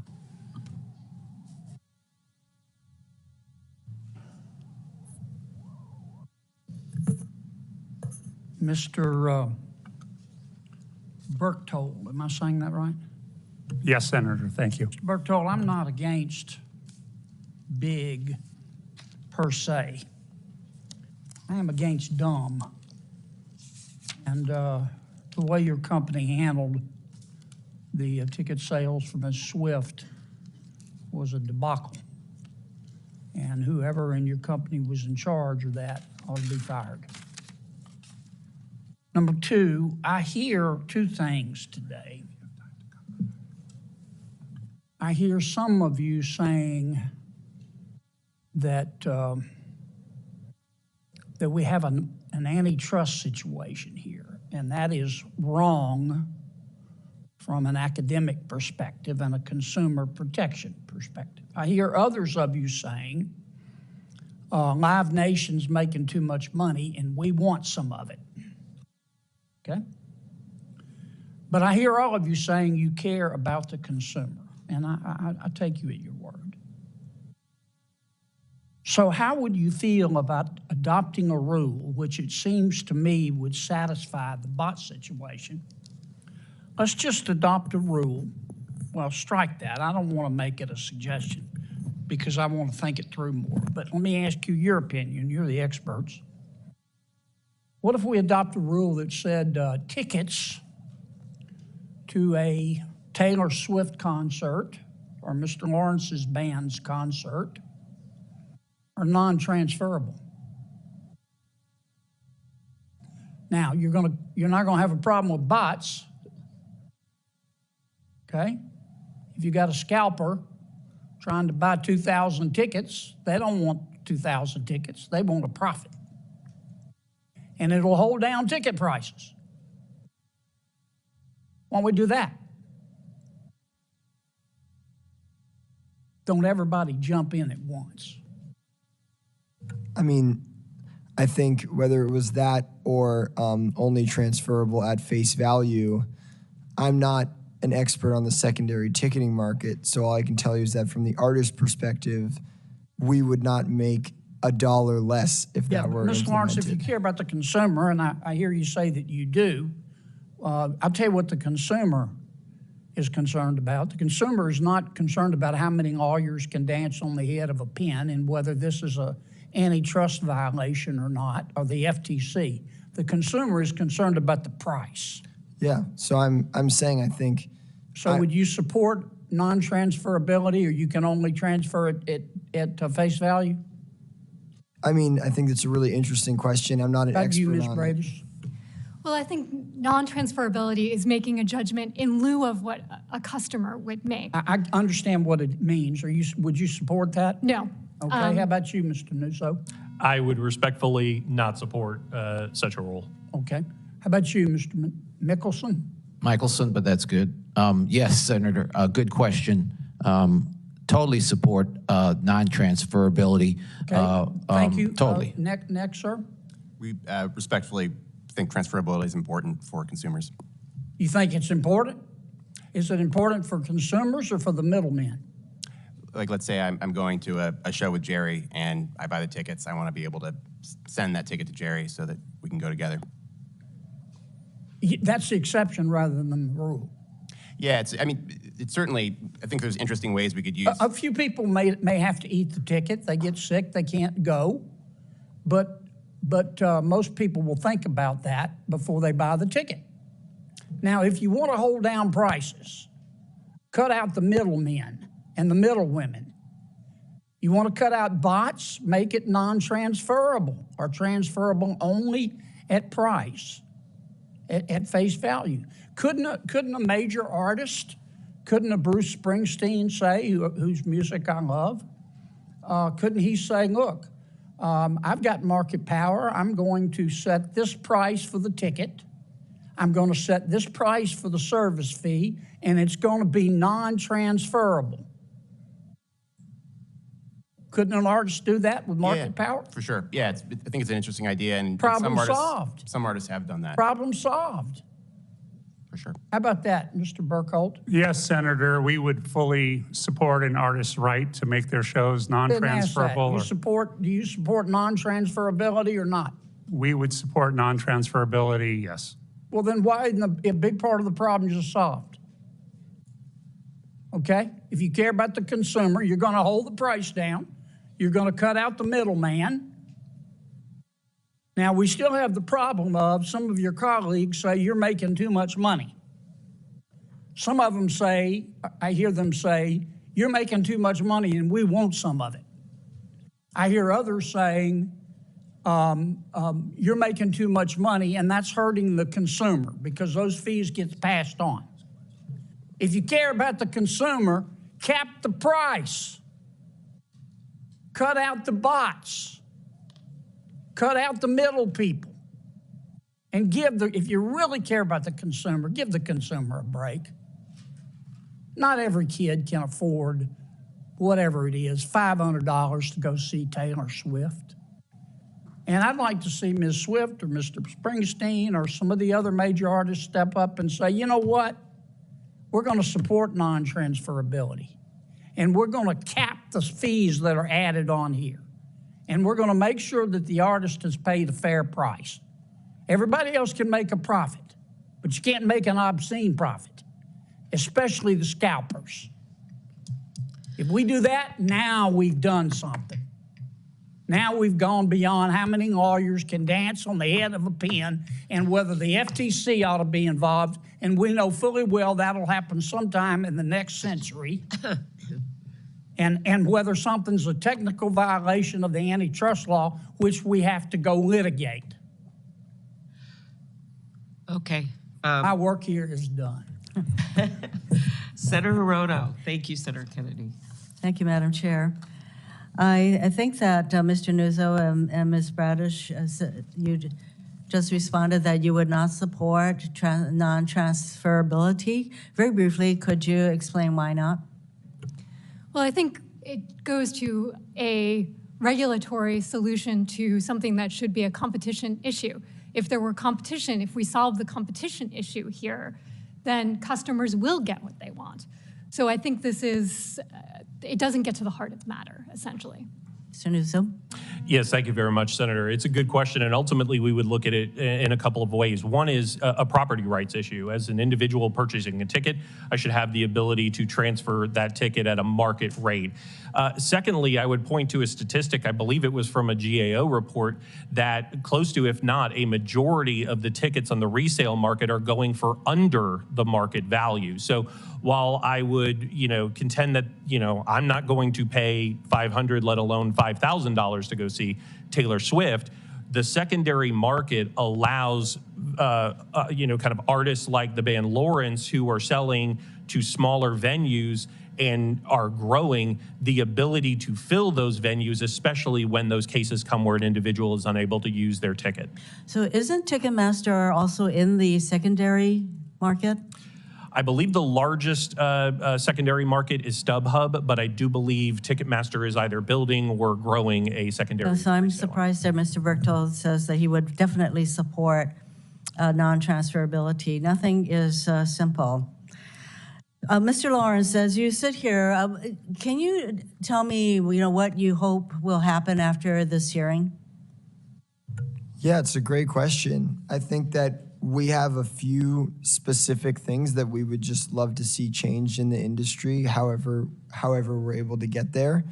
To list a few, I think that dealing with this whole inconsistency around ancillary revenues, which is something that we're not talking about as much today, the idea that Live Nation, or frankly most promoters, typically take 20% or more of our gross merchandise sales from the night, under the idea that they're providing the real estate, but we're providing all the customers. As Mr. Nuzzo was talking about, you say you're going to see a Harry Styles show, you're not going to XYZ Arena. So how come we don't get any of their bar sales? That's one example. I could keep listing more. Expansion of off-platform ticketing or ticketing choice, caps on fees, like we're talking about. Greater transparency on the settlement sheets that we receive at the end of the night. That's a whole other conversation, but I could list 10 things about the way those are formatted and broken out in a way that feels not totally ideal or fair to artists. I could go on and on. So there are a number of things that we can do. Do these kinds of things for you to be able to probably negotiate better. Ms. Bradish, do we have to change any laws in order to enable an artist like Mr. Lawrence to do what he wants to be able to do? Well, I think we need to support strong antitrust enforcement. We have to give the agencies the resources and the legislation, the clarity of legislation that will enable them to attack practices like this. So yes, we need to support and give resources to the existing antitrust agencies and the existing laws, and we should consider other laws like Senator Klobuchar's law that would clarify and strengthen those antitrust laws. Also the BOSS Act, which Senator Blumenthal's bill, which I signed on to, which creates greater transparency. Yes. You testified, Ms. Bradish, that there should be a presumption for vertical mergers as we do for horizontal mergers. What would that presumption be for vertical mergers? Well, for vertical mergers, we can obviously look at the share in a particular market. We can look at the ability of the monopolist to exercise power in another market, downstream or upstream. There are a number of ways to get at the same problem, but the idea is that you give the DOJ or FTC a foothold in order to be able to bring the case before a court, a foothold to be able to say this is illegal. Do we need to amend the Sherman Act to create such a presumption for vertical mergers, or do we need to strengthen the Clayton Act, Section 7? Well, I think that the current Clayton Act and Sherman Act don't have the presumptions for horizontal mergers. Those come from the case law. So we don't necessarily need to change the fundamental contours of the Clayton Act and the Sherman Act. In fact, I would suggest that the Clayton Act already builds this in. The Live Nation Ticketmaster merger has already occurred. I'm interested in what we can do to prevent this kind of market share capture in other vertical mergers. I just want to mention that we've been talking a lot about the debacle, I would say, of the Taylor Swift situation. And back in 2018, thousands of people in Hawaii tried and failed to get Bruno Mars tickets, and similar kinds of occurrences happened in Hawaii. And I heard Mr. Berkowitz say that after the merger, they spent $1 billion to improve the Ticketmaster system. And so so you had in 2018, quite a few years after the merger, you had this similar kind of situation with Bruno Mars, and then you have Taylor Swift. So I'm just wondering what kind of improvements to the Ticketmaster system that is actually being followed. Thank you very much. Thank you very much, Senator Rona, for using that example. Next up, we have Senator Hawley. Thank you, Madam Chair. Thanks to the witnesses for being here. Mr. Berchtold, if I could just start with you. Your company is currently under a consent decree with the Justice Department. Is that correct?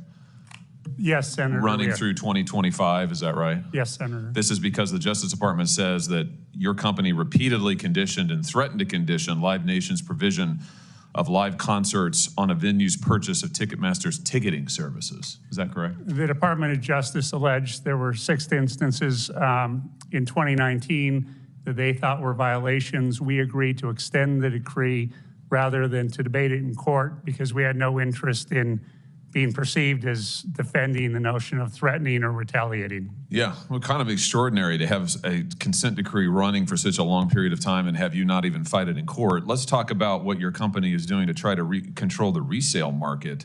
You've been pushing something called SafeTix, which, as I understand it, it's a digital ticketing system. You need your phone for it, right? There's an app. It generates a barcode that then regenerates every few seconds. You can't print it off. You've got to use the app for it. Is that basically correct? Do I have the basics right there? Yes, Senator. One of the major investments we've made over the past decade has been shifting ticketing from a paper ticket or a PDF to a on-the-phone digital ticket as a major issue towards security and to eliminate fraud. Yeah, so I want to come back to that, but just so I understand the way the system works. So once you've got the app, then somebody who's got a ticket on the app can digitally transfer that ticket to another app user, but they can't print it off and resell the ticket on StubHub, for instance. Is that correct? Yes, Senator, they cannot print it off because the notion of printing it would open susceptibility to fraud and duplication of that ticket. So you could only, let me just be clear about the way this works. You could only resell it through the Ticketmaster ecosystem, is that right? No, Senator, those tickets are often resold on StubHub, SeatGeek, and other secondary ticketing platforms. Okay, so let me just ask you about the counterfeiting question here. I mean, what kind of scale are we talking about here? I mean, what percentage of tickets sold in the secondary market do you think are counterfeited? Well, I think that in today's digital ticket, the counterfeit ticket has been all but eliminated. We still have a large issue with speculative tickets being sold where the seller doesn't actually own the right to the ticket but is selling it to the fan who's unaware of that. But the old issue of having a PDF photocopied multiple times and resold has been eliminated. How does the resale of the SafeTix, how does that resale with another entity, let's say StubHub, just for illustrative purposes, how does that work? How can I, if I had a SafeTix ticket, how could I resell it on StubHub? You could list your ticket on StubHub. There would be a buyer. The buyer would buy the ticket. You would transfer that ticket to the recipient's Ticketmaster account if it were a concert, if it were an NFL ticket, to their StubHub account. Do you have any plans to restrict the resaleability of digital tickets through third-party entities like StubHub or others? We have no plans to restrict that transferability. We do believe that the artist should have the right to set the rules, as we were discussing earlier, in terms of the nature of the transferability. We believe there should be no difference between the rules that we, Ticketmaster, follow and what any of the other platforms can do. So let me just ask you about the transferability question. Why is it good for consumers to limit transferability? Why, I heard your exchange with Senator Kennedy. I don't understand why it's a good thing for the ticket buyer to not be able to resell her tickets or his tickets. Senator, I think that tickets in concerts in particular are a unique animal in that those tickets are often underpriced by the artists because they want to deliver value to the fans. And that creates the opportunity, a $5 billion a year opportunity in the United States for the industrial scalping of tickets using bots to unfairly gain possession of those tickets, illegally gain possession of those tickets, and resell them on the secondary. So the transferability comes into play as part of the discussion, or this comes into the discussion on transferability, given that illegal activity that is enabled by ease of transfer. But are there other examples of markets, ticket markets, where we limit transferability in that way? Senator, I'm not aware of other markets where you have such a substantial arbitrage in the value. Yeah, it's. I mean, you can't do it obviously with movie tickets. Let's say. I mean, those are freely transferable. I just worry about the effect on consumers and prices. If you tell a consumer who buys her ticket that she can't then turn around and sell it, I mean, you talk about a market intervention. That's a pretty significant one. I understand why the artists would like it. I certainly understand why you would like it. It's not clear to me why it's good for consumers.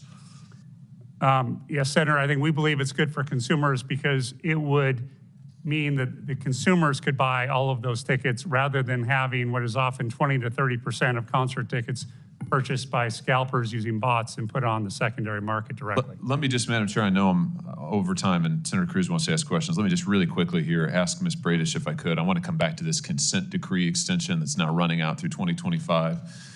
What DOJ alleged in 2020 was pretty significant. They said that there had been violation of the earlier consent decree, that Live Nation had retaliated. They'd violated the plain language of the decree. It's not normal, is it, for antitrust consent decrees to get extended like this after violations are identified? Am I correct? That's correct. So what do you think is going on here? Well, I think it certainly shows that the problem that they anticipated in 2010 actually has come to pass in 2020. It means that Ticketmaster Live Nation is a monopolist whose conduct needs to be supervised. I don't think that this changes their incentives, so it makes it very difficult in the long run for DOJ to actually supervise it. You don't think it changes Live Nation's incentives, you're right, saying? I mean, their incentives are still to bully. Right. Others. What should happen then, in your view? A structural remedy. There should be a spin-off. There should be disintegration of the vertical integration. Very good. Thank you, Madam Chair. Very good. Thank you, Senator Hawley. Before Senator Cruz, Senator Tillis was here first. Thank you, Senator Tillis. Thank you, Senator Klobuchar. Mr. Lawrence, don't lose sight. Do you want to do nothing with me? And let's see, what's the other one? Oh, it's not all about you. Sounds like you've been eavesdropping on conversations among senators as an inspiration for those songs. Thank you. That's what it's all Also, based. just want to point to the fact we're looking at, I think, at the time anyway, the youngest member of the Songwriters Guild after you helped your dad figure out how to deal the Miss America pageant or revise it for the purposes of that movie. Something like that, yeah. Let me ask you, first off, on the issue of transferability, I'm a Ticketmaster user. I'm a season ticket holder for the Carolina Panthers. It seems to me that I like the idea of an artist being able to do that. Maybe that's what Taylor Swift should have done because it would have probably avoided the situation we had there. But I think a broad brush policy on non-transferability has all kinds of problems to the point that Senator Hawley made, and I could think of other ones. I also think when we talk about scalpers, there are scalpers out there, but there are also people that are speculating on the market, being able to demand a higher price. That sounds like a free market principle I don't want to get too far ahead of. So I think we have to be very careful when we talk about things like that. Mr. Berchtold, I'm trying to clearly, Ticketmaster and Live Nation are in the crosshairs. So can you give me two things? I was also prompted by the discussion you had with Senator Blumenthal. One, tell me what you're doing to address what you think, whether or not you believe they're valid, you can see forces working against you. What specifically is Ticketmaster and Live Nation doing to prevent Congress from doing something to you? Well, thank you, Senator. I think that first we're here today. We'd like to engage in a discussion about what are the policy changes that can be made that can make this a better consumer experience. We believe all-in pricing makes a lot of sense. It simply is clear up front what price you're paying. We believe that there are absolutely deceptive practices that take place today in ticketing. I could give it. If I may, 'cause I'm going to stick to time. Yes, sir. Sorry. I think that it would, and I'm sure you're already thinking about it, but it's getting ahead of something that's probably, but for good faith efforts on you all's part, you may get a congressional prescription that's going to have some bad side effects. Mr. Lawrence, and this back to you also, Mr. Berchtold. Is there a mechanism now to where Mr. Lawrence knows exactly what the underlying transaction for a given performance or given production resulted in? In other words, can he get, at the end of the day, I think they set a price at $30 for one venue. Is there any sort of back-end reporting to a performer saying this is how it all stacked up and this is how everybody in the mix actually benefited from it? I mean, do you have that sort of transparency today? At the end of the day, we're given a settlement sheet, but that settlement sheet gives us, the base price. So it would be that $30. But I would also add that I mentioned earlier about a thing called facility fees, where not only does the settlement sheet not show the extra $12 that might bring it to 42, it'll sometimes even say like 27, even though the base price was 30, because the venue's also just sort of arbitrarily taking an additional $3. So the sheet we get says the tickets were sold for 27 rather than 30 or even 42, which feels a little bizarre to me. Yeah, I believe that the general notion of the settlement is correct. If Mr. Lawrence and others are not getting the rate card on the service fees up front and having that made available to them, that's a problem on our end that I'll look into coming out of this. It seems like that needs to be there on the front end. I agree with that, and I think that there should be total transparency that Mr. Lawrence has. If there's a facility fee, he should know what that is. I think that's fairly standard practice. Again, we represent a minority of venues, but I think that the full transparency should be available to Mr. Lawrence and others in his position. Mr. Newso, in the remaining 20 seconds, what do you want to say? I think transferability is extraordinarily important. I think to your point about there are far more externalities and side effects to completely excluding transferability. And that's something that kind of underscored the first part of my remarks this morning. I think as we go through I for one love hyper-competitive market forces, where we get into the rub as to what extent has it gone from hyper-competitive to anti-competitive. And I think that this hearing and subsequent discussions are going to be helpful to strike the right balance. I'm probably somewhere in the middle, not necessarily pulling for either team, but I do think that there's work that we need to do here. Some of it has to be self-regulation from the entities playing in this space. Thank you, Madam Chair. Thank you very much, Senator Tillis. Senator Cruz. Thank you, Madam Chair. Thank you to each of the witnesses for being here. I think this is an issue that impacts a great many families. Whether you go to sporting games, I go to a lot of sporting activities, or whether you go to concerts, or whether you go to plays, families enjoy going out, they enjoy entertainment. And going through the process of getting a ticket can sometimes be gratifying and a lot of times really frustrating. I start from the principle that free markets are good, that if you want to have goods and services delivered to consumers, that free and competitive markets are the most effective way to do so at the most price competitive levels. I also start from a principle that monopolies are bad, that monopolies historically have hurt consumers, driven up costs, reduced options, and made the consumer experience markedly worse. I also would make an observation that in the big tech sphere in particular, we've seen monopolies being willing to be particularly abusive. I want to start with a question for the witnesses, and Mr. Gretzinger, I'm going to start with you and just ask, in your judgment, is Ticketmaster a monopoly? Unequivocally. Mr. Mickelson? Yes, sir, without a doubt. Mr. Nuzzo? Yes, absolutely. Ms. Bradish? It's certainly acting like a monopoly. Mr. Lawrence? I'm not sure. Okay. So, Mr. Berchtold, do you agree with the other witnesses on this panel? We absolutely believe the ticketing business has never been more competitive. We believe that fact is demonstrated by every venue renewal that has multiple credible offers in a bidding process. So are they just making it up? Why does everyone else perceive you as a monopoly? Where's that coming from? I can't speak to all of their motivations on their points of view, but I think that if you simply look at what is the market power exercised by venues, which is perhaps not fully understood in our business. How about on the ticketing side? What percent of the market do y'all have?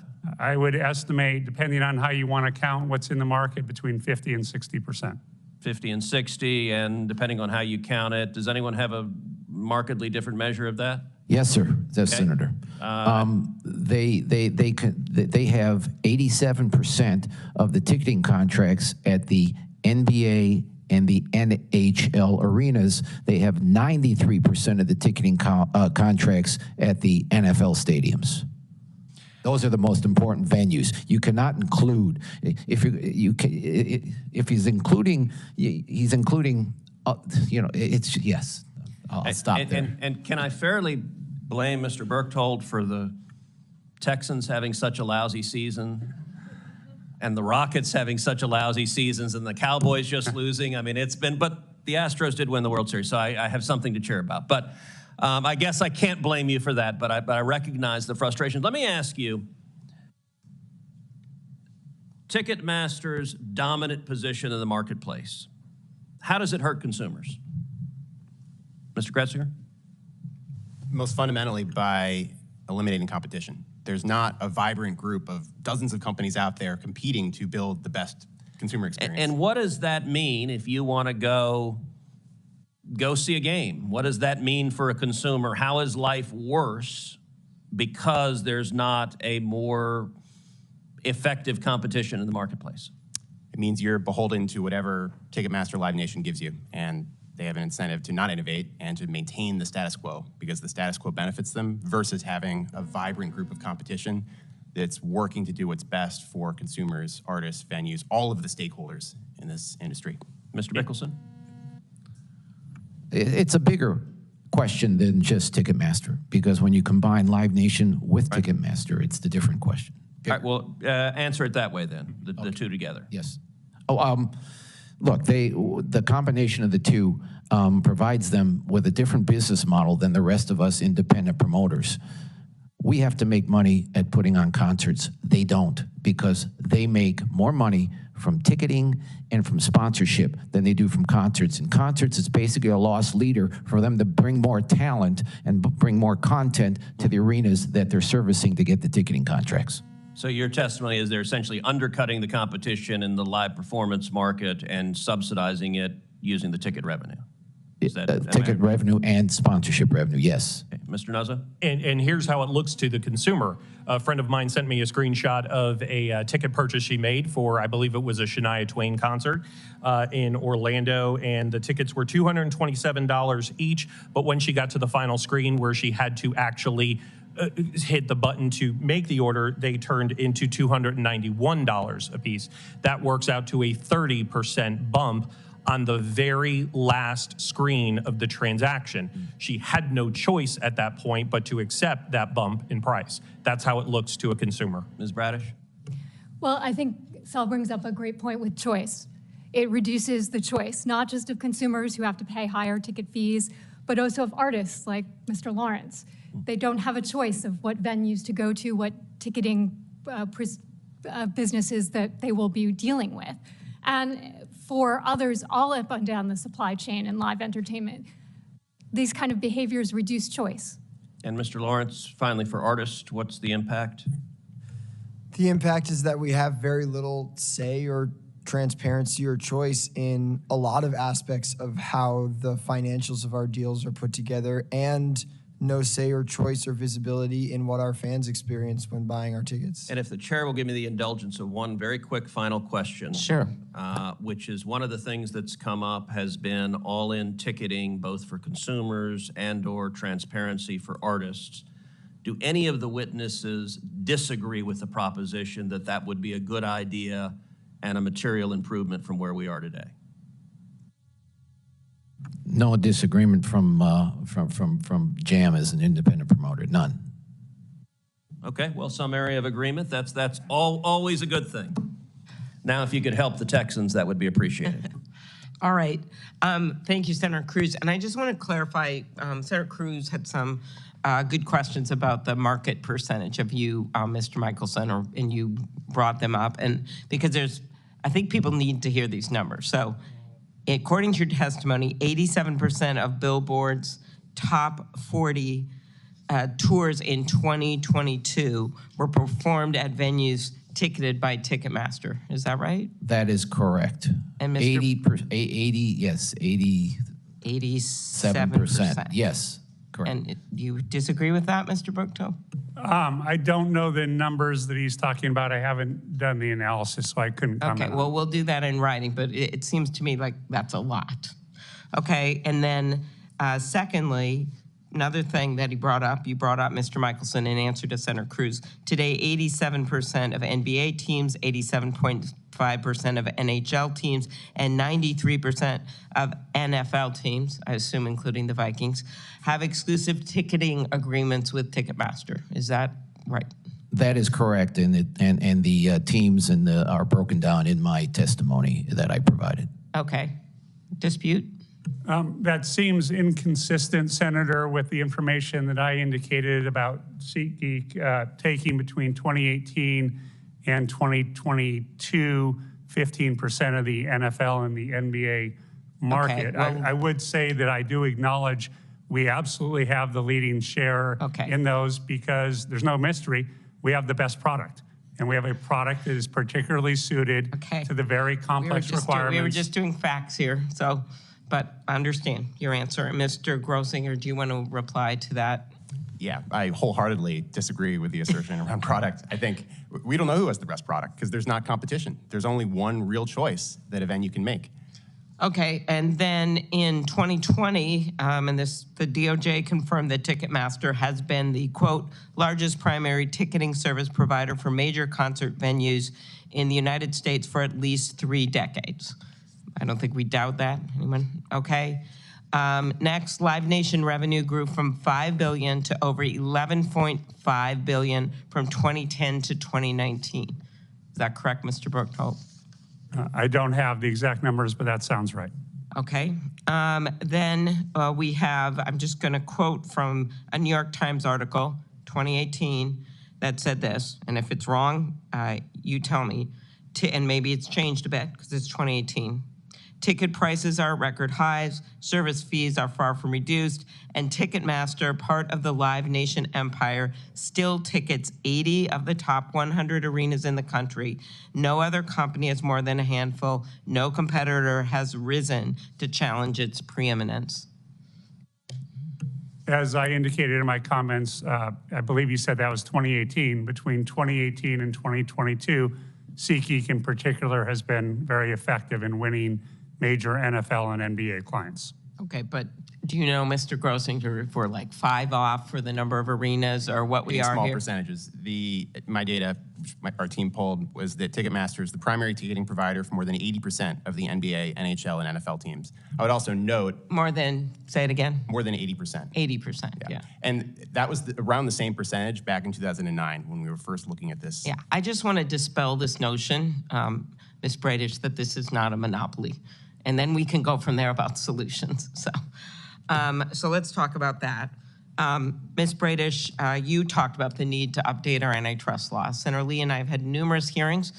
We have made headway, as I noted, at the end of the year to focus to help our antitrust enforcers so they're not taking on the biggest companies the world has ever known with duct tape and Band-Aids when we know there are a number of people that work at these agencies, or in some cases less than it was during the Nixon administration, and yet these companies have grown bigger and bigger. So I appreciate the support of the United States Senate on this front, Democrats and Republicans. Now we have to go to the next step, which is albeit harder. We have some specific things we're all working on tech, when it comes to issues like ticket prices. But the issue here is that we've seen a narrowing of our antitrust laws, and that's why I think for both discriminatory conduct and mergers, we need to step back a bit, as a number of us have on this committee, and look at some changes. They don't have to be exactly the changes each person wants, but could you talk about the importance of making it easier to enforce these antitrust laws when we have seen 75% of the industries in our nation, from cat food to caskets, see more consolidation? Yeah, I mean, in particular with respect to vertical mergers and monopolization Section 2 cases, case law has narrowed and narrowed and narrowed the window for the enforcers to go after this kind of conduct. So anything that will open that window, that will give an opportunity for the enforcers to actually get at this conduct and this kind of merger activity is going to be what we need to restore competition. Okay. Anyone want to add to that? Okay. Some of today's witnesses we know have raised, and we really appreciate all of you, concerns about ticketing, especially you, Mr. Lawrence, with some very practical things. It would be great if some of these kind of smaller things that are difficult for you to deal with just got resolved after this hearing. We love that. It shows we did something for the day for a change. So that's great, but I think we all know, as Ms. Bradish has been pointing out, and as Mr. Michelson and Mr. Grosinger and Mr. Nuzzo have been pointed out, these things are sometimes bigger than that. And let's get what we can right now, but there's bigger things. So one of the things we've heard complaints about is so-called drip pricing, when the consumer doesn't see the full price of the ticket, including fees up front, and has to wait until near the end of the transaction process to get the final price. This is what was just pointed out, right, Mr. Nuzzo? Yes, correct. Okay, very good. Should Congress mandate all-in pricing on ticketing platforms so that the full ticket price is disclosed up front? I would stipulate that there is likely an interstate commerce reason for Congress to act in this capacity. I live in North Florida. There are a lot of people from South Georgia that come to Tallahassee occasionally when the Florida State Seminoles are having a winning season. And so from the extent and the nexus of interstate commerce, I would stipulate there's probably a window for Congress to act, even though I would also like to state on most issues, I am a states person. I just guessed it, but okay. Anything anyone wants to add to that? I noticed you were consulting with, I would like to say your lawyer, but it's your bandmate, Mr. Lawrence, in answer to this question. It was very, very impressive. All right, go ahead. I just wanted to say, I think while the spirit of the all-in pricing thing is a great idea, a concern that I have is if artists continue to have no say in the on-top portion of the fees, then like while, as we talked about, I do have a say in setting the base ticket price, all of a sudden if I set a ticket price of 30, but then they're just seeing an all-in fee of 50, at least in the current system, fans know which is the base ticket price and which is the fee. So even if the drip pricing were eliminated, it would still be great. So you want to do something up front to... If there was something on that first screen that still said, these are the added Ticketmaster fees, so the fans know... That was my second question. Like, you should be a senator, I think, here. So what you're saying is you want to have you want to know, differentiate on the fees, and then you also want to deal with this. But what I really want is for artists to have a say in those fees and for them to be lower. But in the under the current system where we have absolutely no say or transparency in the fees, I wouldn't want to have to take any responsibility of those to our fans. Okay. We have anyone on this? Okay. We also have heard about sellers offering to sell tickets they don't even have. That's speculative ticket sales when they don't have it. Is that something that Congress should prohibit? Mr. Michelson? Definitely. I mean, you go on, you go online and on any high demand show, and they're selling tickets that they do not have. Absolutely, and Mr. Berchtold could certainly opine about that, but that needs to be banned somehow. I don't know whether it's Congress or by state, but something needs to be done. It's deceptive and just not right. Okay. I know you, Ms. Bradish, talked about this idea of spinning off companies. We've all seen that as a remedy that would most likely be coming from the Justice Department. So all we can do here is put forward the evidence, and these are sworn testimonies back and forth under law so that the Justice Department can look at this discussion. But clearly, this is something that could be looked at, because I think we can legislate on some of these things about pricing. But if you truly have a situation where you have a monopoly on these three corners of this triangle, right, which is this combo of the ticketing and the promotions, and then the arenas, or not all arenas are on the long contracts, long-term contracts on the arenas. That is also an issue that that creates this problem for us, where the customers are basically trapped in the middle.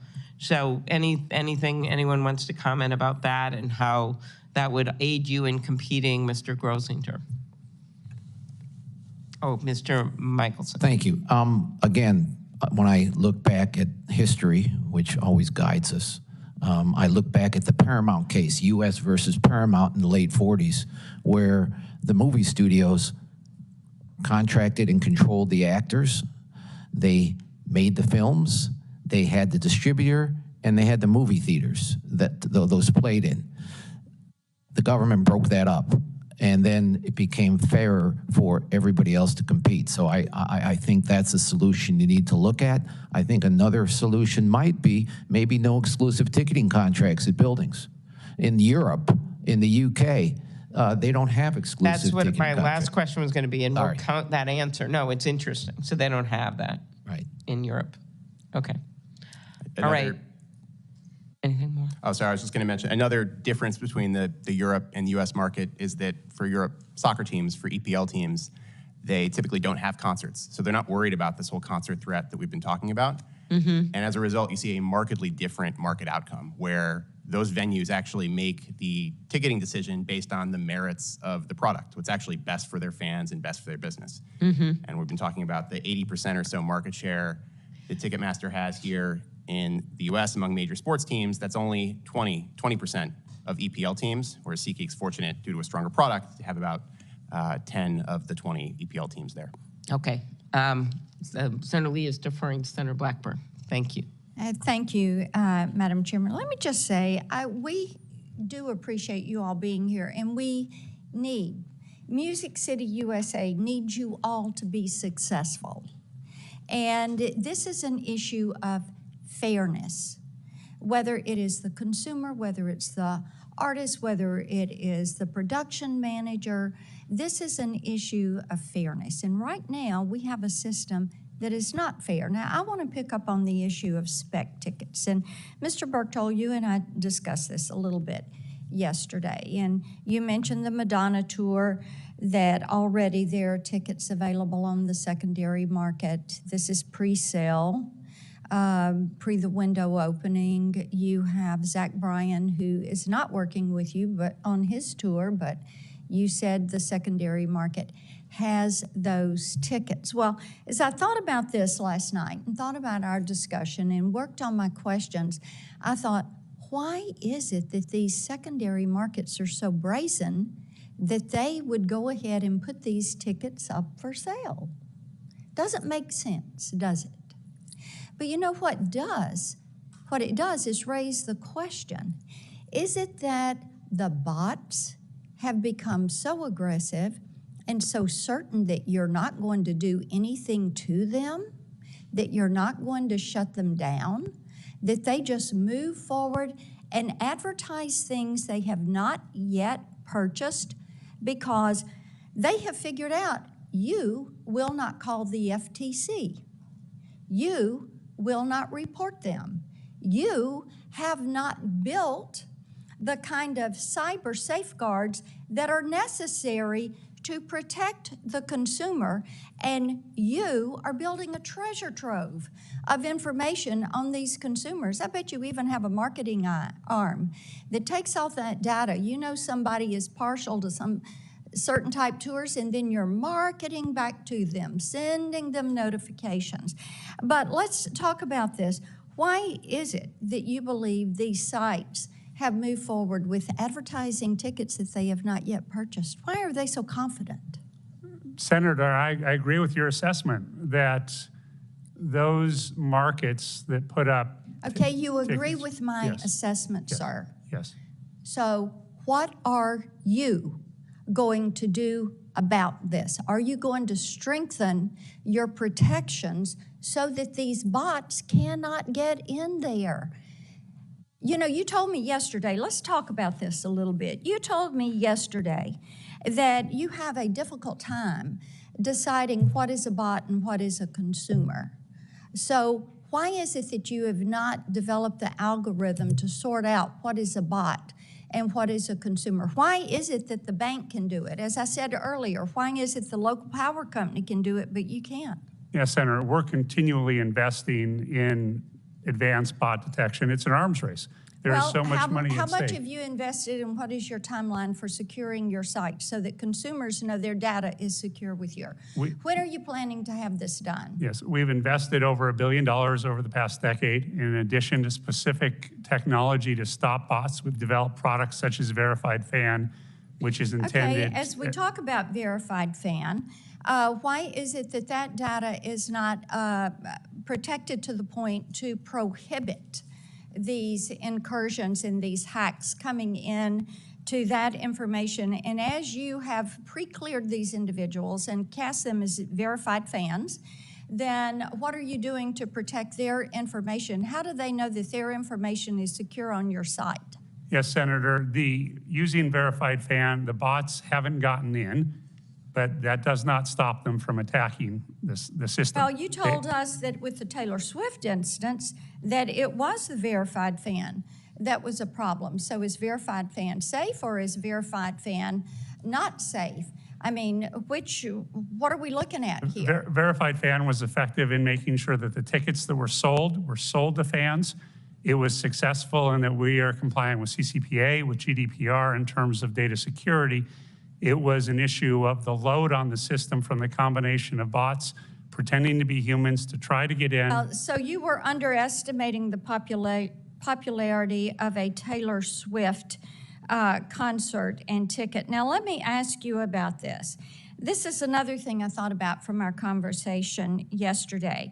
You said that the only course of action for Ticketmaster in identifying a buyer is a bot is after the transaction is completed.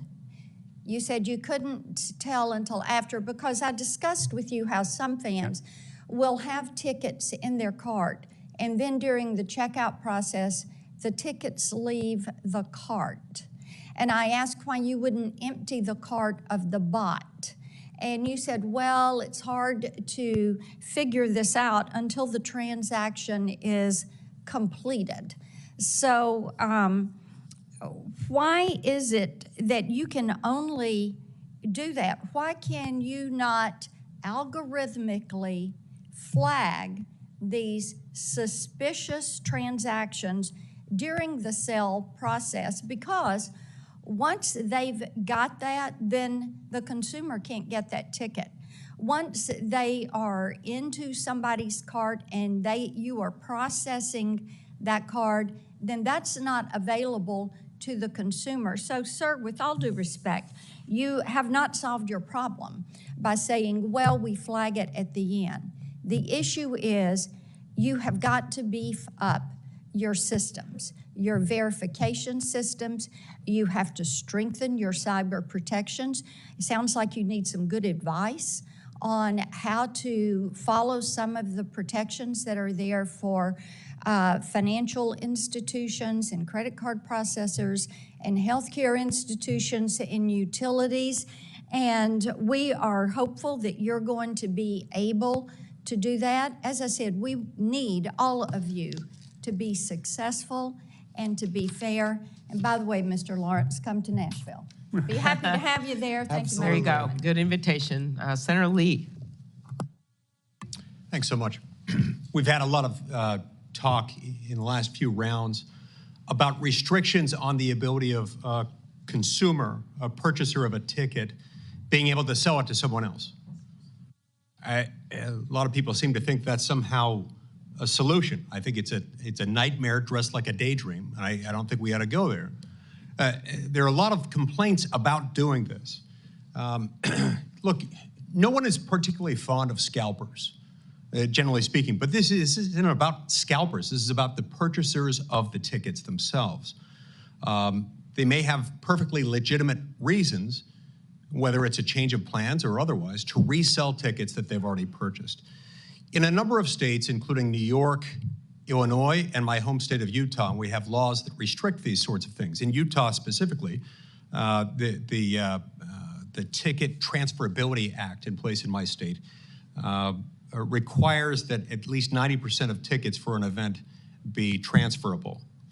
And so, Mr. Nuzzo, we'll start with you on this one. Do you think federal policymakers ought to take a similar approach with this, or is this particular issue best left to the states? Thank you, Senator. And I would reiterate the comment I made earlier about there being a nexus with interstate commerce. In any state, you are going to have folks from out of state purchasing tickets to an in-state concert event, sports stadium. So there is a role for the Congress to play in this.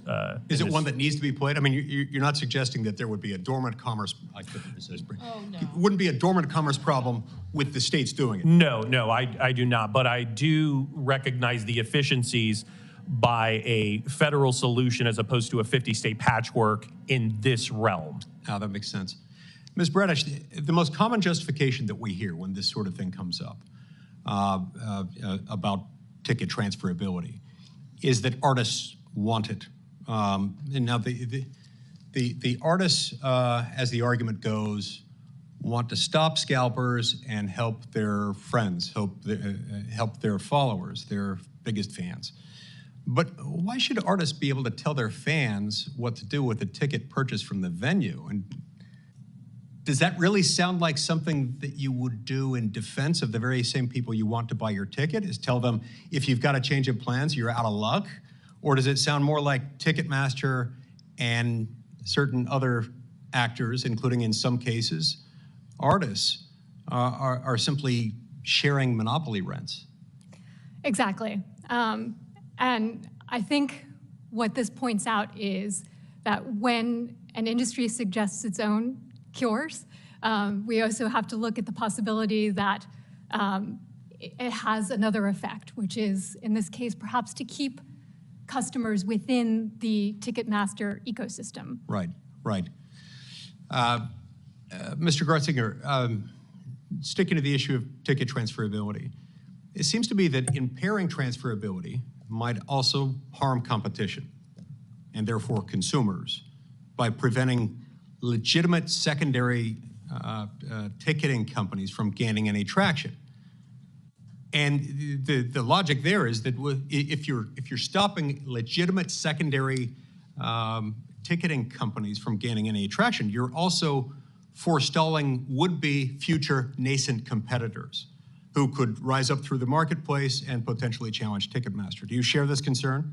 Yeah, I think that's exactly right. I think this industry already lacks competition. Reducing transferability just exacerbates that problem. A related issue is if the incumbent were to allow transferability, but only on its own platform, or only allow fulfillment on its own platform. It's a way to force all consumer data and all transaction fees onto that platform. Right. Now, Mr. Burchell, if I purchase a ticket on Ticketmaster, is that my ticket? And if it's my ticket, isn't that my property to use or dispose of or transfer as I deem fit? Yeah, Senator, I think this discussion on transferability exists simply because of the volume of industrial scalping that takes place, the harvesting of those tickets that disrupts the relationship between the artist and the fan. And as we submitted, one of the notes was a letter from Garth Brooks, who's well known for being one of the leading advocates of providing a great show and a great value for his fans, who called out very specifically that it's the scalping that takes place that is the origin of the problems that we have, and everything else is a derivative issue. Well, there are other issues, of course, and that may be his view, but he's not, I don't think he's necessarily considering the Consumer Welfare Standard or the Sherman Act or the Clayton Act when making that statement. So I'm going to ask you this. Will you, on behalf of Ticketmaster, commit right now to offering fair, reasonable, non-discriminatory API access to legitimate secondary ticketing services to facilitate the safe and easy transfer of tickets without limiting customers to the Ticketmaster app? And if not, why not? Senator, first, we believe that the artist does have the right to set the rules by which ticket transfer takes place in today's environment with the high volume of scalping. Second, with digital tickets, there needs to be the maintenance of a digital right master that is held centrally. And as part of fraud prevention, we're not going to put that out in the wild to enable fraud. I'd like to get Mr. Gretzinger's response to that and also ask Mr. Gretzinger to just talk about how competition with Ticketmaster has impacted innovation in the ticketing space. The NFL provides a great counterexample to that, where the NFL has created an ecosystem where ourselves, Ticketmaster, and StubHub all compete.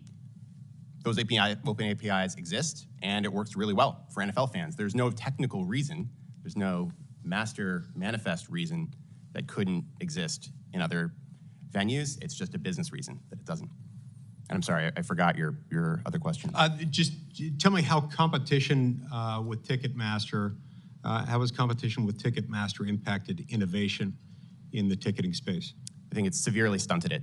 Like I mentioned earlier, I'd love to have a ton of brilliant, vibrant developers and companies trying to make better solutions, I would love that this bot issue we hadn't been talking about for a decade because so many people had been competing to build a better mousetrap that it didn't exist anymore. And unfortunately, that's not. So the absence of competition has stunted it to the extent you're able to see some developing semblance of competition.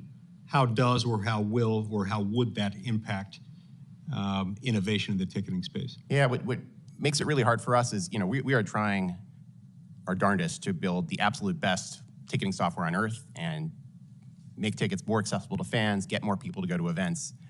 We believe we have that. We'll then go to a venue and try to bid competitively, and they make a choice against what is the best technology because they are afraid of losing concerts if they don't choose SeatGeek. And I think while that underlying reality exists, it's going to be very, very hard, if not impossible, to have a fair, vibrant, competitive market. Thank you. See, my time's expired. Thank you, Madam Chair. Very good. Senator Hawley. Thank you, Madam Chair. Mr. Berchtold, if I could just come back to you. You told me in our last exchange that a safe ticket, a digital ticket with Ticketmaster, could be sold elsewhere on StubHub, for example, right? Am I remembering correctly? Yes, Senator. But what you didn't say, but which is, I think, deeply relevant here, is that in order to get that digital ticket, the person who buys it has to come inside the Ticketmaster ecosystem, correct? They've got to get the Ticketmaster app because it's a digital Ticketmaster ticket, yes? Yes, that is the same standard if I buy a ticket on from a venue that SeatGeek is the primary ticketing provider for. If I want to buy a ticket on Vivid, I then have to have a SeatGeek app in the same way. Well, this is a huge advantage to you, though, is it not? Because if you are forcing any buyer, and we're talking about the resale market here, just to be clear, in the resale market, you're forcing any purchaser to come into your ecosystem to sign up. And I noticed, by the way, that you advertise this from your own website. You advertise that one of the advantages of the Safe Ticket digital ticket is that it will allow event owners to communicate directly with event attendees, including those who buy their ticket through resale, and allow them to engage with the attendees after an event is over. In other words, you're talking here about data. You're selling effectively the data of all of these people who have not bought direct from you. They want to buy on the resale market, but they got to come into your ecosystem, give you their data in order to get this ticket. That's tremendous advantage to you, no? It is, Senator, it does not quite work that way. It is our policy that if an account is established solely for the purposes of receiving a ticket, we do not use that data for purposes of marketing. So wait a minute, they can't communicate. When you say on your website that anybody who has a safe ticket, that the event owner will be able to engage with them once the event is over, will be able to offer personalized food and beverage and merchandise offers, that's not true? In the context of the event itself, I believe there is some ability to reach out to connect with those fans. Once the event is over, you say? Yeah, Ticketmaster does not use that data for marketing to individuals. Well, how do they contact them once the event is over? That copy may not be accurate, sir. This is on your website.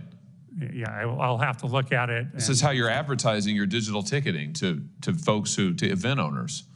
Yeah, I'll have to take a look at that. It does not sound accurate. Well, what it sounds like is a data industrial complex. I mean, that you, a monopoly, are now forcing in the resale market. You're using your monopoly on the front end to create a monopoly in the resale market where you're forcing everybody in the resale market to come into your ecosystem effectively. Of course, you also have your own resale platform. So, I mean, basically, if they're going to have to come into your ecosystem anyway to get a ticket that they bought on StubHub, why even go to StubHub or anywhere else? Why not just come to you directly, right? I mean, this is how monopolies work. You leverage market power in one market to get market power in another market, and it looks like you're doing that in, frankly, multiple markets. You're doing it in the resale market. You're doing it with data.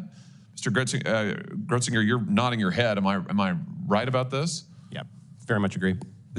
Just explain to everybody why that's significant, because you commented on this just a second ago. You said that if you had a player who could force everybody onto one platform and all consumers to put their data into one person's platform, we'd have a big problem. Isn't that what Ticketmaster's doing effectively? Exactly, and it stifles competition completely. We were giving the StubHub example earlier. Mr. Berchtold gave the example of the StubHub seller having to then transfer on Ticketmaster. The reality is that recipient needs to create a Ticketmaster account, download the app, sign in. Basically, they're forced to sign up to Ticketmaster just to receive the ticket that they bought on StubHub. Yeah, it's when you think about it, it's really something. You're forcing everybody who just wants to get this ticket on the resale market, who hasn't bought from you, Mr. Berchtold, to begin with, you're forcing them to become your customer in order to take possession of this ticket. I mean, that's really something. I mean, hats off to you, I guess, for being innovative and using your monopoly. But I have to tell you, from a competition standpoint, this really, really worries me, because this looks like a way to, again, further leverage your market power in one market to expand it into other markets. And I just don't see how consumers win out of this exchange. Thank you, Madam Chair. Very good. Thank you. Well said, Senator Hawley. Do you want to have a closing statement here, Senator Lee? I think we end as we always do with the two of us. Please go ahead. This has been a really helpful hearing. I've appreciated each of your comments and insights. And it is the first time we've ever held an antitrust hearing with a band member rather than a lawyer accompanying a witness. And so thank you for coming as well. This is an important issue, and it relates to a lot of things that we confront on this subcommittee from time to time. It deals with the intersection of consumer rights, consumer welfare, and our antitrust laws.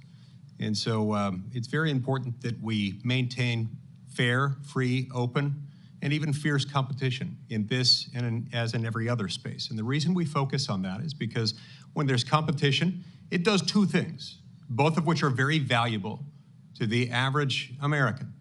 It increases quality and it reduces price. We want those things to happen. And so that's why we focus as we do on this.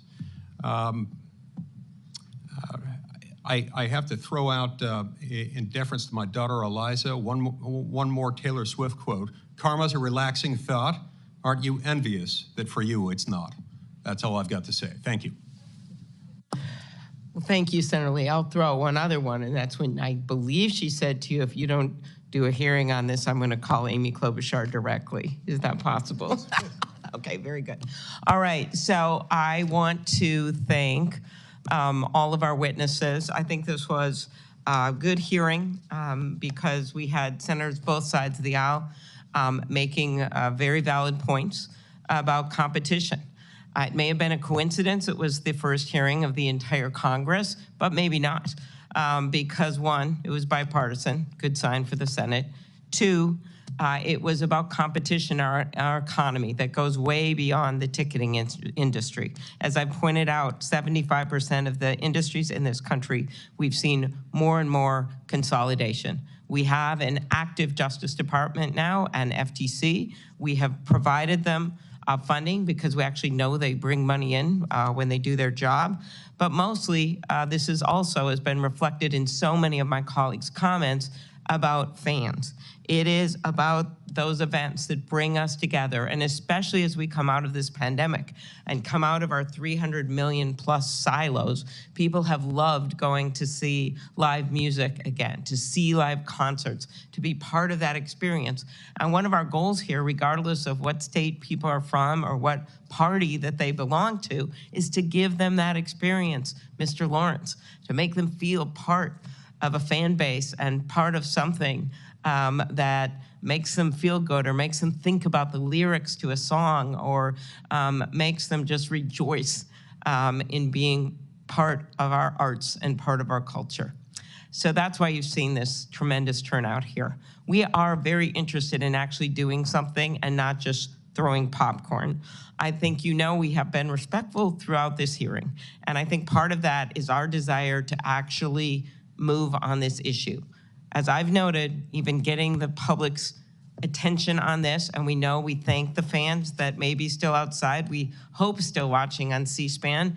I thank them for keeping this alive, and I thank all of you for your work in this important industry. But the solutions are there for the taking. Some of them are smaller things that can be done right away. Some of them are things that the Justice Department may order as either part of their oversight with the consent decree or new investigations or new outcomes, some of which have been discussed here.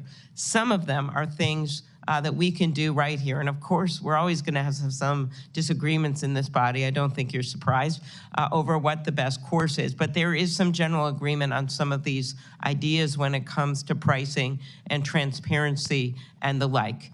And finally, our job is oversight and making sure that our agencies that actually do the work are funded so they can do it. And I'm proud of the work we did at the close of last year to do that.